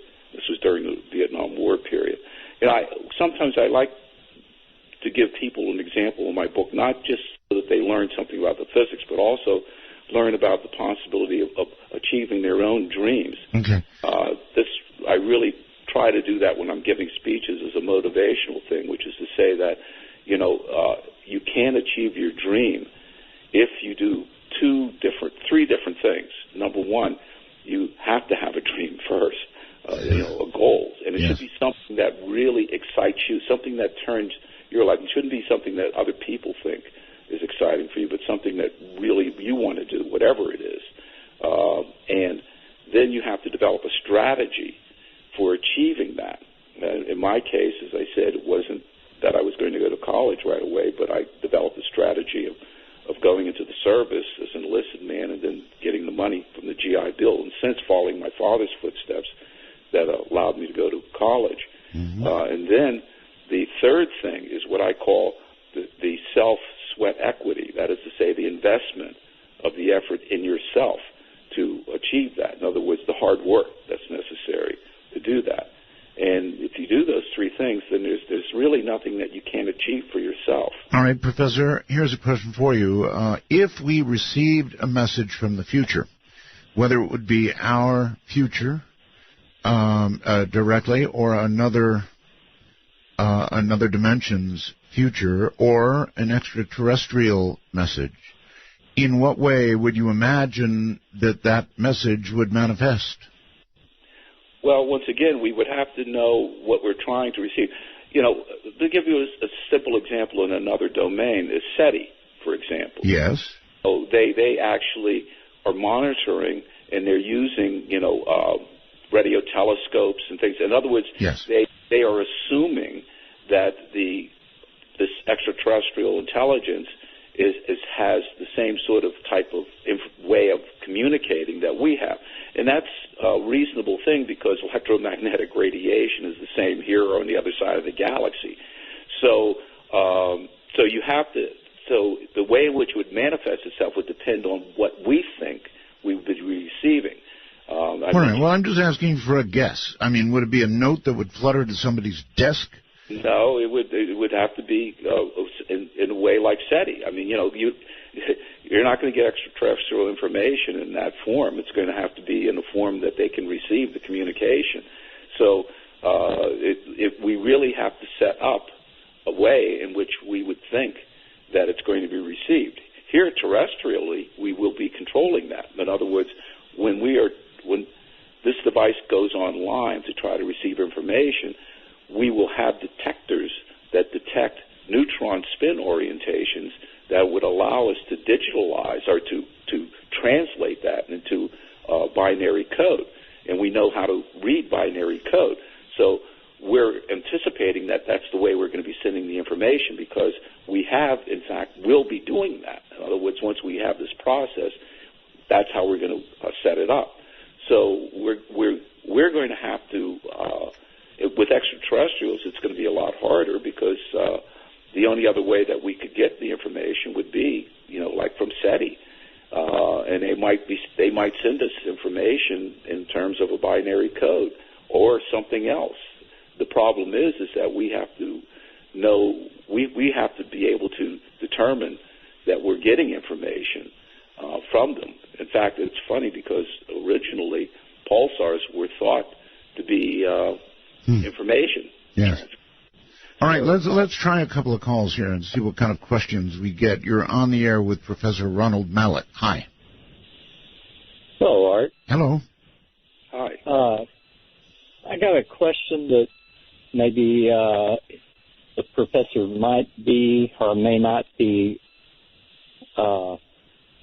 associated with or know about. Well, the only way you'll know is to ask. That would be Stephen Gibbs in the HDR from times past. You remember him? No. Oh, okay. He had something that was given to him. HDR is a hyperdimensional resonator. Art, maybe you can fill him in a little bit more better than I can. Not really. No? No. You don't remember Stephen Gibbs? I remember Stephen Gibbs vaguely, yes. Yeah. But there's been so much. So I'm hyperdimensional resonator. What's that?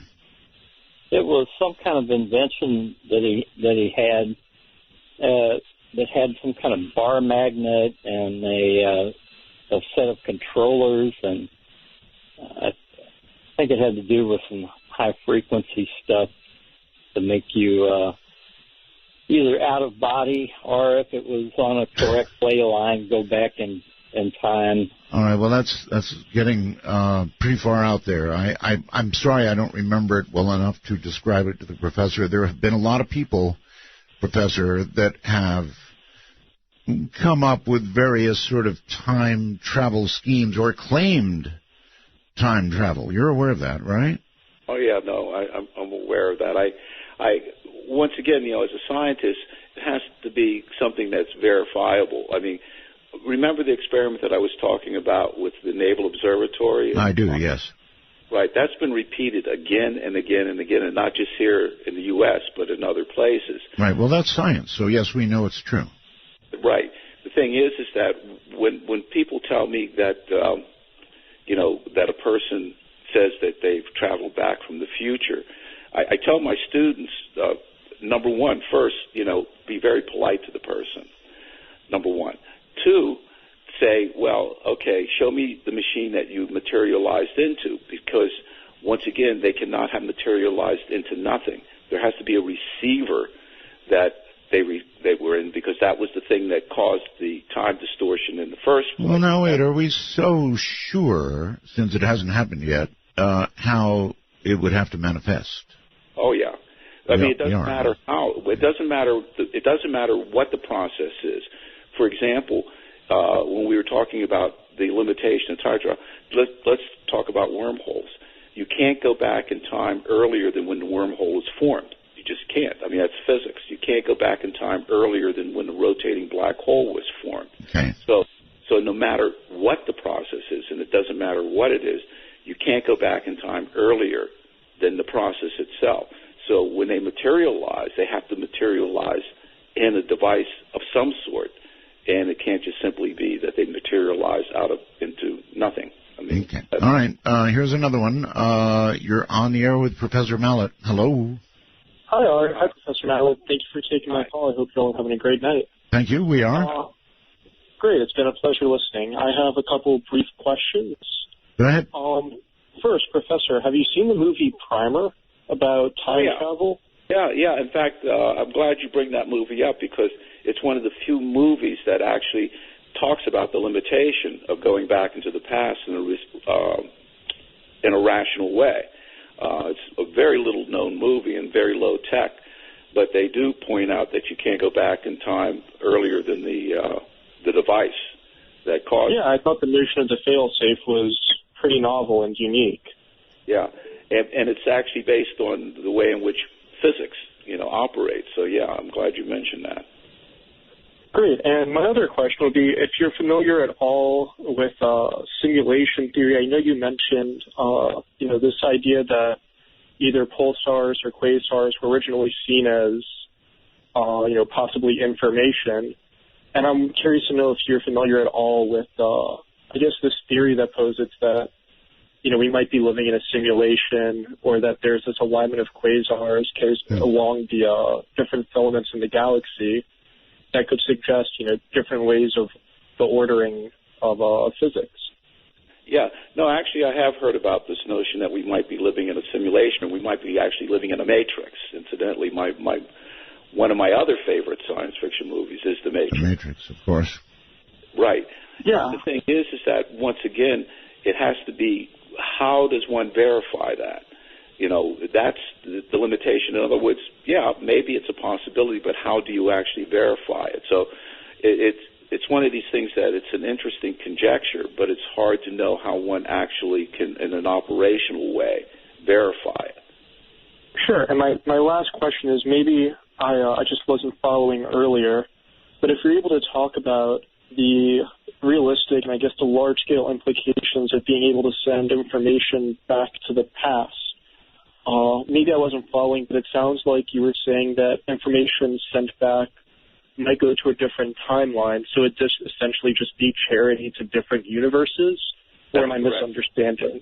Yeah, that's one possibility based on quantum mechanics, is the fact that the information that we send back could end up in a parallel universe rather than ending up in our universe. And on the converse side of that, that means that the information that we might be getting in our universe might or might not be coming from our universe. It might be coming from a parallel universe. Mm-hmm. So we have to have some sort of controls to know, what's happening. Would it still be valuable to us, or could it, could some of the information that we get back, say, from a different universe, could it carry, different implications? Say that basic rules of physics are different in a separate universe, and we receive back information that, has that as the foundation of its analysis. Is that a real possibility? But no, but not on the physics level, but on a technological level. In other words, we could be. Let's suppose that someone sends information back, and we were thinking that it was a cure here. Okay. It could actually be a disease in our universe. Yes. So it could be either immensely harmful or helpful. Who would know? Exactly. That would be a real problem.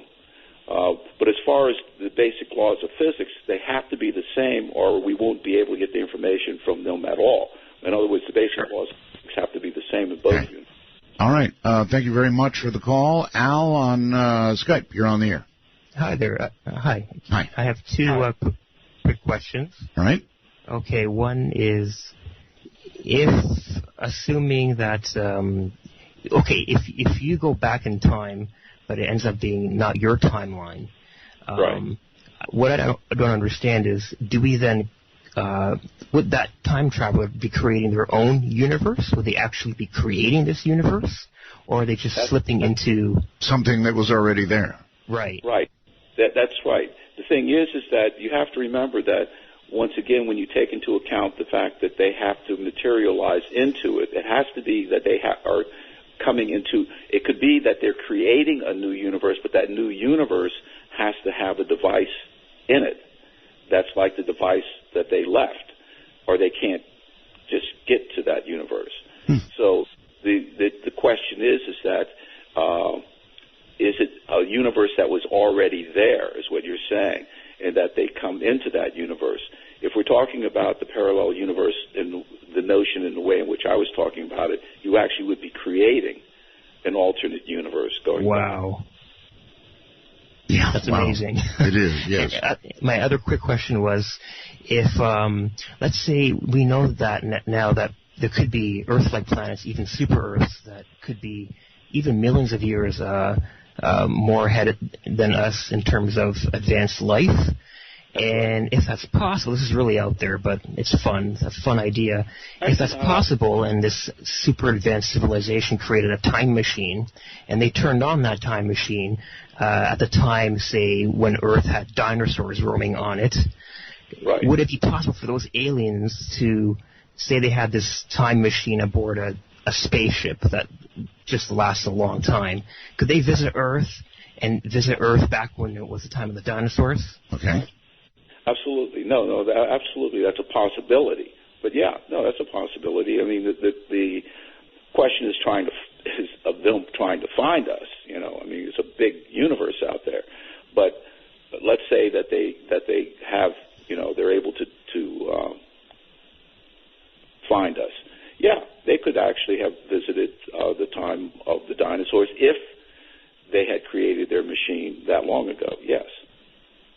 Well, if they came down with the dinosaurs, they probably left quickly.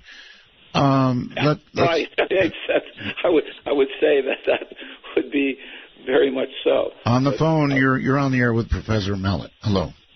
Good evening, Art. Hi. Professor Ron, the given would have to be, let's assume that the physics I have two questions, but that the physics here on Earth as we experience it is the same anywhere in the universe. So put that aside, that's a given. Could this technology that you have discovered be used for two ways? Could it be used to transport an object, and if so, how big, back through time into the future? As big as a city, as small as a person? That's the first part of the question. Okay, hold on. Okay. Let's get an answer. Right. No, it would. I mean, at least what I'm doing, it would be information. You couldn't send, you know, because these things depend on energy. You know, you're sending the larger the thing is, the more energy you're going to need. So no, it would actually be, you know, something as small as a neutron. Nothing larger than that in the technology that I'm developing. Well, you could imagine, though, an extraterrestrial race capable of, let us say, controlling the energy of a sun. Well, if they're able to control that kind of energy, then they might be able to, you know, to do it. There you have it. Okay. Caller, next question. Okay, well, this may or may not be related to what we just stated. The transporting device that has been leaked out in the last couple of years, I think in Sweden, where they said they did a transporter, Star Trek type transporter thing, but only, I believe, with a molecule across a room. So we know that's possible. Would your technology be able, within the current time that we experience, be able to transport physical objects or even living things from point A to point B on Earth? No. Well, number one, what you're talking about is teleportation. Yes. From time travel. And my work is not teleportation. In a sense, you might say it's the opposite. In teleportation, you're sending things from one point to another in space, okay, over arbitrarily short periods of time. In my case, you're sending things through time over, a short period in space. In other words, you want the object to appear in the location now that you have sent it from. In other words, your laboratory is somewhere in the future, on the Earth in the future, but you want it to arrive in the past where your laboratory is in the past. All right, let's go outside the country to Michelle, and I bet she's in Japan, right? She is. Hi, Michelle. Hi. This actually deals with what you were just talking about. The earlier guest asked about if a civilization, say millions and millions of years ago, had this time machine, and then could we use it to go back to our millions and millions of years ago?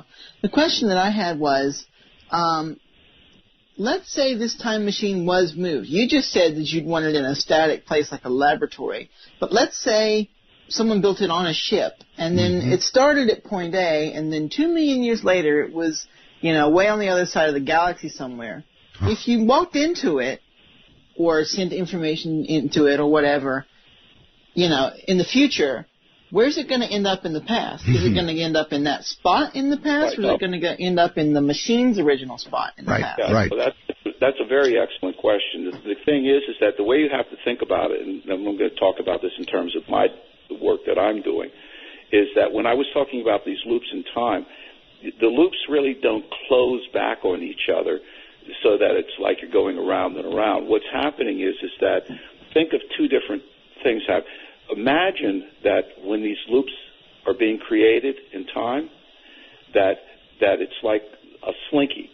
So the base of the slinky is here where the Earth is now, okay? As these loops are being created, they're like the helix of the slinky. So as the Earth moves, imagine that you take the top part of the slinky. You're holding the base of the slinky, where the Earth is now, okay? Right. And what you do is the top of this, remember the laboratory is moving in space, as you pointed out. The thing is that the top of the slinky is going to adjust itself and be with the laboratory wherever it is in the universe, so that at some later time, the top of the slinky is way over here. And what you have to do is in other words, to get back to the past, you are actually going to have to spiral back along the loops of the slinky, and you can go back to any point, and you'll be where the Earth was at that point, all the way back up to when you turned the device on. Right. But what if you were to actually physically move the device to another place, I guess is the question. Would it have to be stationary in one place? Wherever the device is, it's going to be where the in other words, the loops are going to be adjusted to wherever you move the device. It doesn't matter. Okay. All right. Thanks. So if it started out in, let's say, planet X, and later on it ended up on Earth, if you got into it and went all the way back to its beginning, you would end up on planet X, in theory, correct? I wish you wouldn't say planet X. Wherever you move, you have to remember that what you're doing is you have to leave the device on continuously. That's important. So these loops will adjust to wherever you are, and you're going back in time to wherever that particular link on the slinky was to where you were. So if the machine was able to move while turning on, you would end up wherever the machine was at the point that you jump off, basically. You got it. Right. In the future, Michelle, if you wouldn't mind, planet Y. Anything but planet Y. anything but planet X is in just X, Y, Z. I know. The latest date for extinction, by the way, is October 7th. Thank you, Michelle. Thank you. All right. Let's go to Jeff. Hello, Jeff. You're on with Professor Mallett. Hey there. It's good to hear from you. I just wanted to give you a quick shout-out. Okay, you're kind of breaking up a little there. Oh, dang it. I always seem to break out. I just want to tell you, my dad passed away, and he and I used to always talk about all the good things that you've always done He passed away this week. Okay, I'm sorry, Jeff. It's just not going to make it. That was totally broken. Try for better internet and give us a shot. Let's go to the phone, I guess. And hello, you're on the air with Professor Mallett. Hello, Art. Hi. And Professor Mallett. This Hi. is Josh in Utah. I have a few questions. My first question is, if time travel ever becomes possible, is it possible to completely miss the Earth when going back and forth because the universe is expanding and we are always moving? I don't know if you heard the previous call. The previous caller. That kind of ties into the previous call. Right. But that's the answer. These loops would adjust to wherever you are, as long as you leave the device on continuously. So you're not going to end up in space. You're going to end up where the device was. Right. Because the loops, as I said, it's like, this thing with the analogy of the slinky really is an accurate analogy. So without going over it again, the answer is no problem. Right, right. Okay, and the second question, a lot of these books that we read, like the future worlds and these dystopias, it really seems like the authors are, really experiencing this. Is it possible that some of these people writing these books are the people that are having those slips between alternate realities? Can't say absolutely no.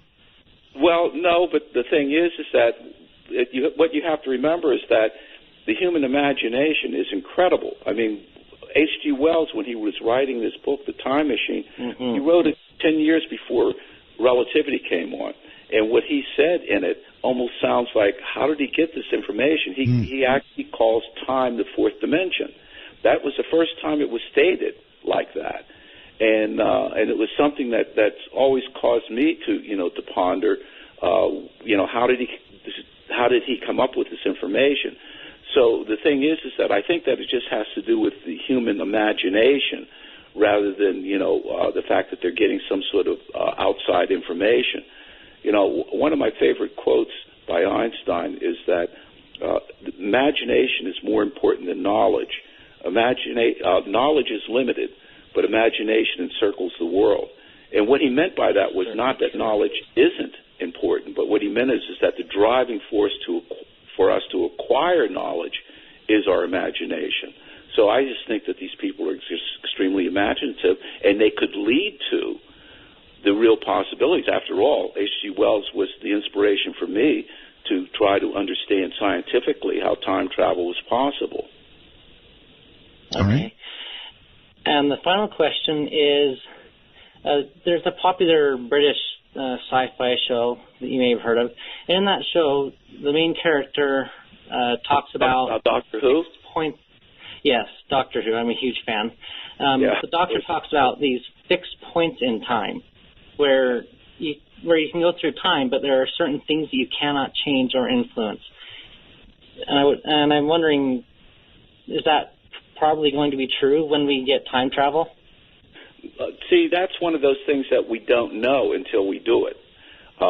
Because, as I mentioned, this notion of parallel universes is actually just one possible conjecture. I mentioned that, Stephen Hawking had another, and there's also the possibility, which I didn't mention, of the fact that what we think of as being part of our life, if time travel had been invented earlier, is something that that we don't even realize is different.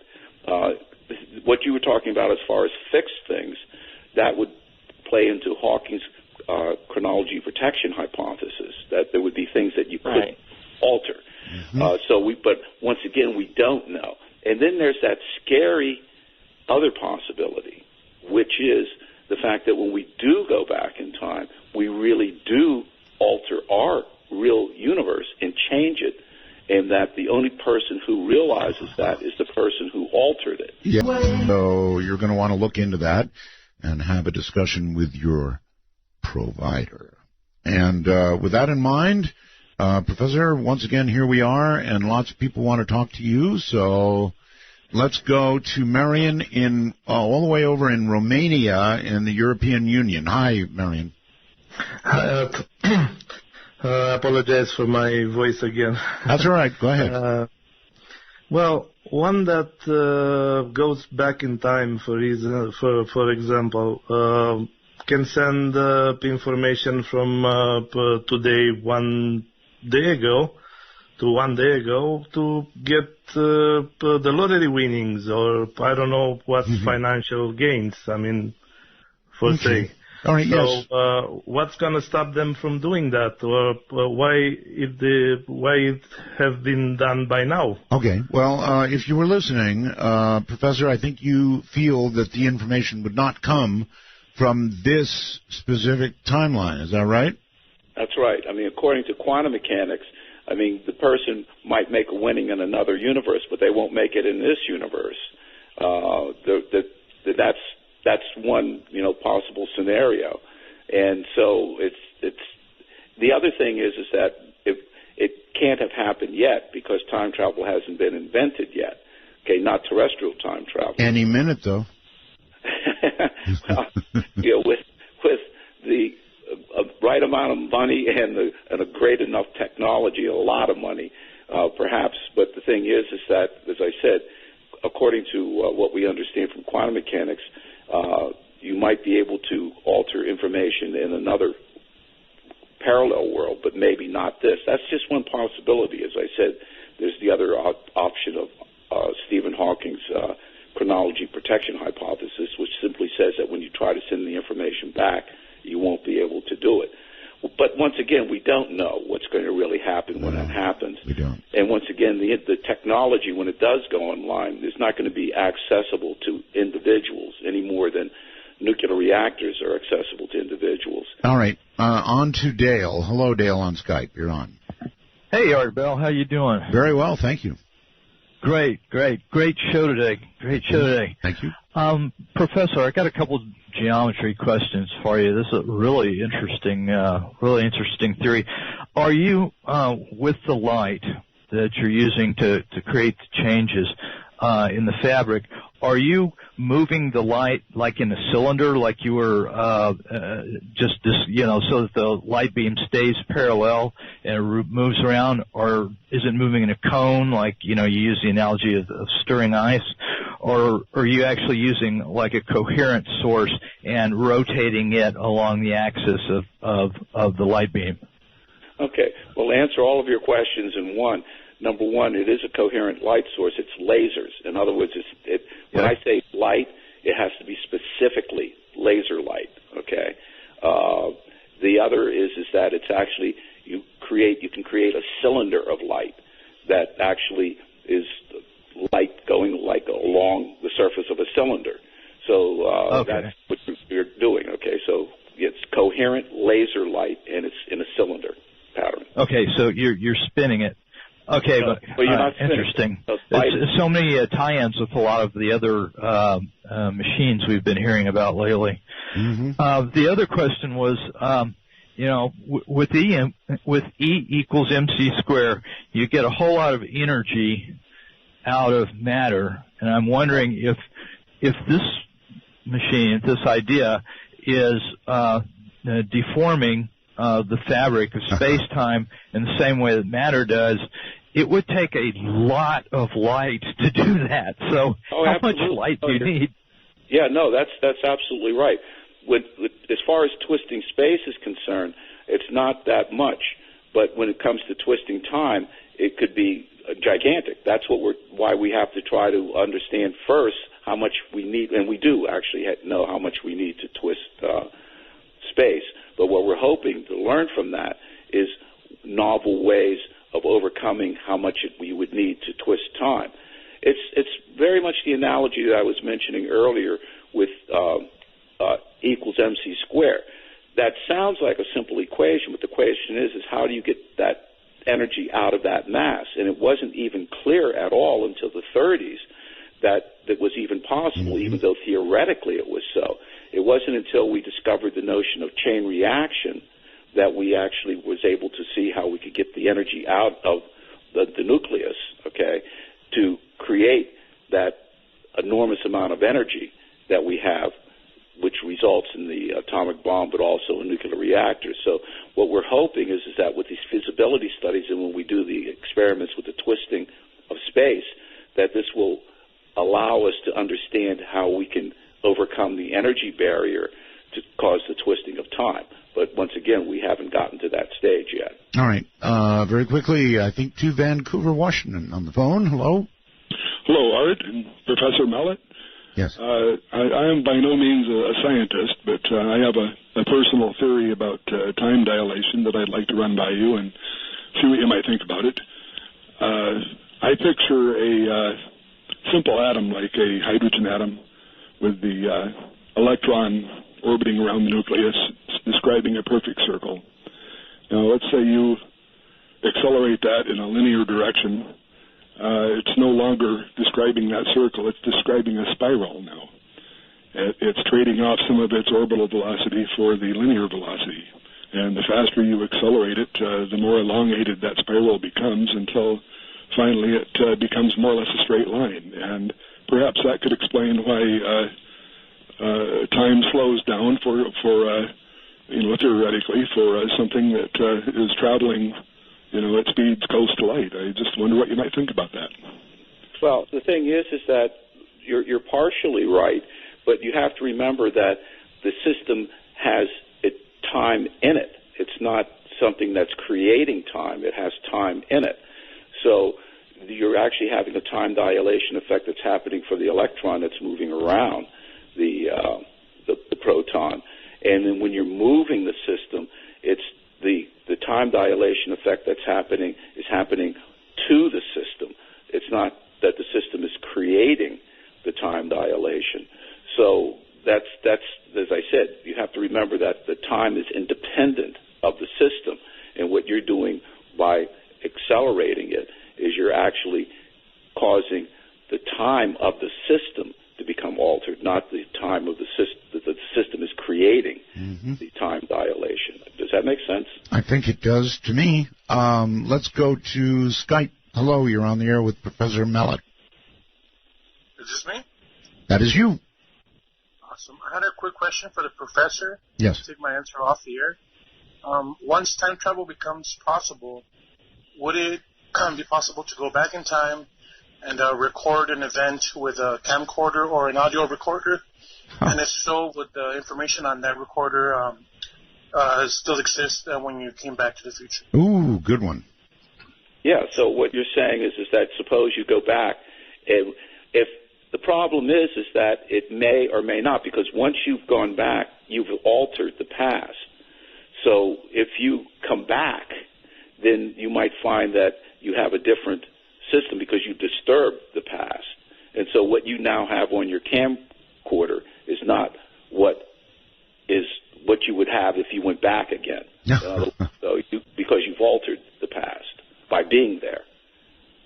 Boy, that's disappointing. All right, let's go here. I'm not sure where here is, but on the phone, you're on the air with Professor Mallett. Excellent. I'm calling from San Diego, California. I did not catch the beginning of the program, but I've heard Dr. Mallett in the past, so I'm sort of familiar with his theories. And the basic premise, I think, Professor, is that the energy density of the circulating ring laser is such that you are warping space-time, correct? Mm-hmm. That's correct. Okay. I'd like to pose some physics challenges to that. Now, the first question is, have you measured the warping of space-time with your current setup? No, because we haven't been able to do the experiment yet. But if you mean as far as the equation is concerned, yes, definitely. We know what sort of energy densities are going to cause the twisting of space. All right, practical application, not yet. Go ahead. Theoretically, right. So I pose that you are going to struggle immensely with this simply because of the energy density requirement. So, as you know, we cannot do high-energy density particle physics with a laser yet. We can do nuclear physics with a laser, but not particle physics. The highest energy density that we have on the planet would be found in a particle accelerator, something like CERN, Hadron Collider. Even there, the energy densities are not sufficient enough to warp space-time. So if this is an experiment... that may be true, but what we're talking about is actually you can distort space with the equation actually has, if you look at the equation, it has independent factors. It's not just simply the energy density, but it's actually, this is a ring laser type of thing. Well, right. It's inversely proportional to the size of the ring laser. So that's well, what it boils down to, sir, is just energy density. So, for instance, if you think of hold on, caller. Hold on. Sorry, go ahead. The equation actually has two separate factors. You're saying that it only has one, and that's not true. The equation has the energy density divided by the size of the ring laser. So you have two independent parameters. What you have to do is maximize the energy density and minimize the size of the ring laser. Well, sure, but that's just energy density. That's energy per volume. So that's just energy per volume. If you think of Eddington's measurement of Einstein's theory, where the starlight was passing near the sun, and Einstein believed with his theory that you would bend that light. All right, hold on. You're wrong. So the energy density. All right, let's go, caller. Go ahead, Professor. Yeah, it's the equation says two separate things. It's not just simply the energy density of the ring laser.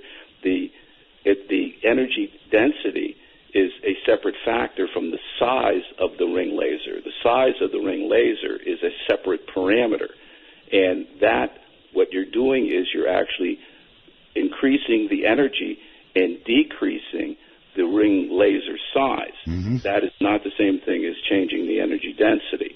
So what you're measuring in both cases, the thing that you're measuring is the precession of the neutron, and the precession of the neutron for reasonable energies, for instance, 1,000 joules, you can actually show that you get a precession rate that is, probably measurable. So that's not quite true. What we're trying to do is to show that you can cause a precession of the neutron due to the circulating ring laser, and that is actually something that is within present technology. Now, as far as twisting time, that requires not only different equations, but that requires much more energy.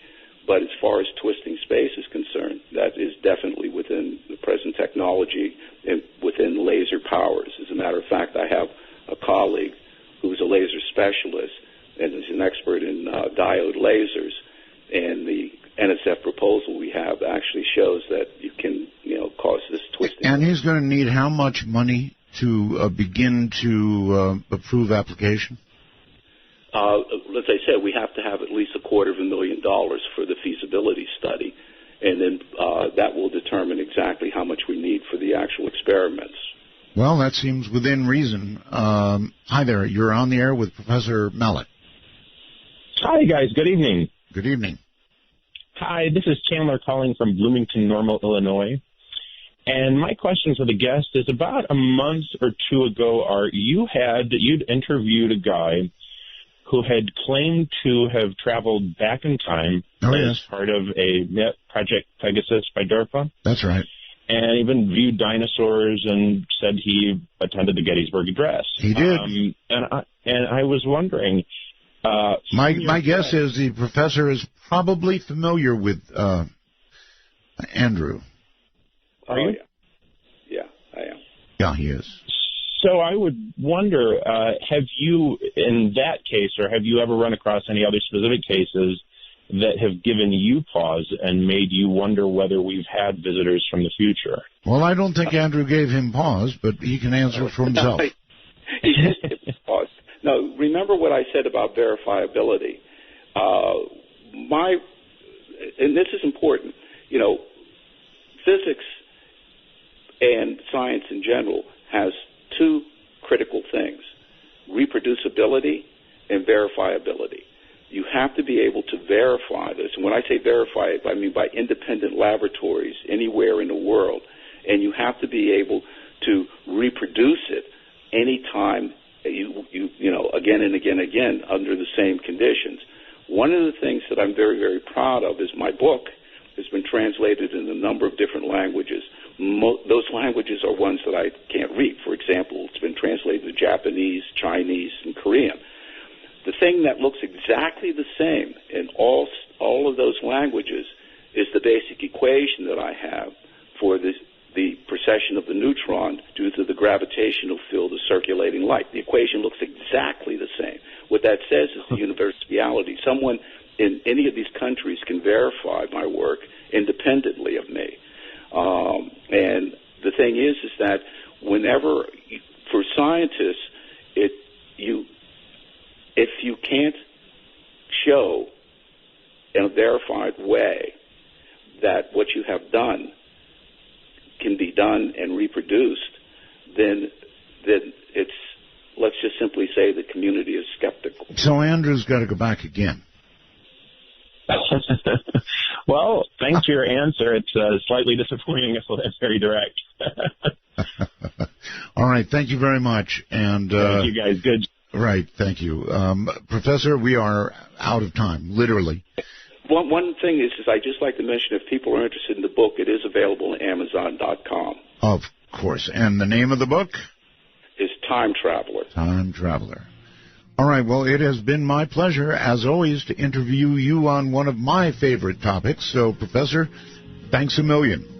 Thank you very much, Art, for having me on your program. I wish it could be thanks, 250,000, and you could move.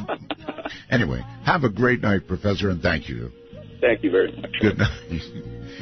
From all the time zones involved, which is all of them, we're here on the high desert, and we're saying good night. Searching for the truth. Will we make it to tomorrow? Will the sun shine on you?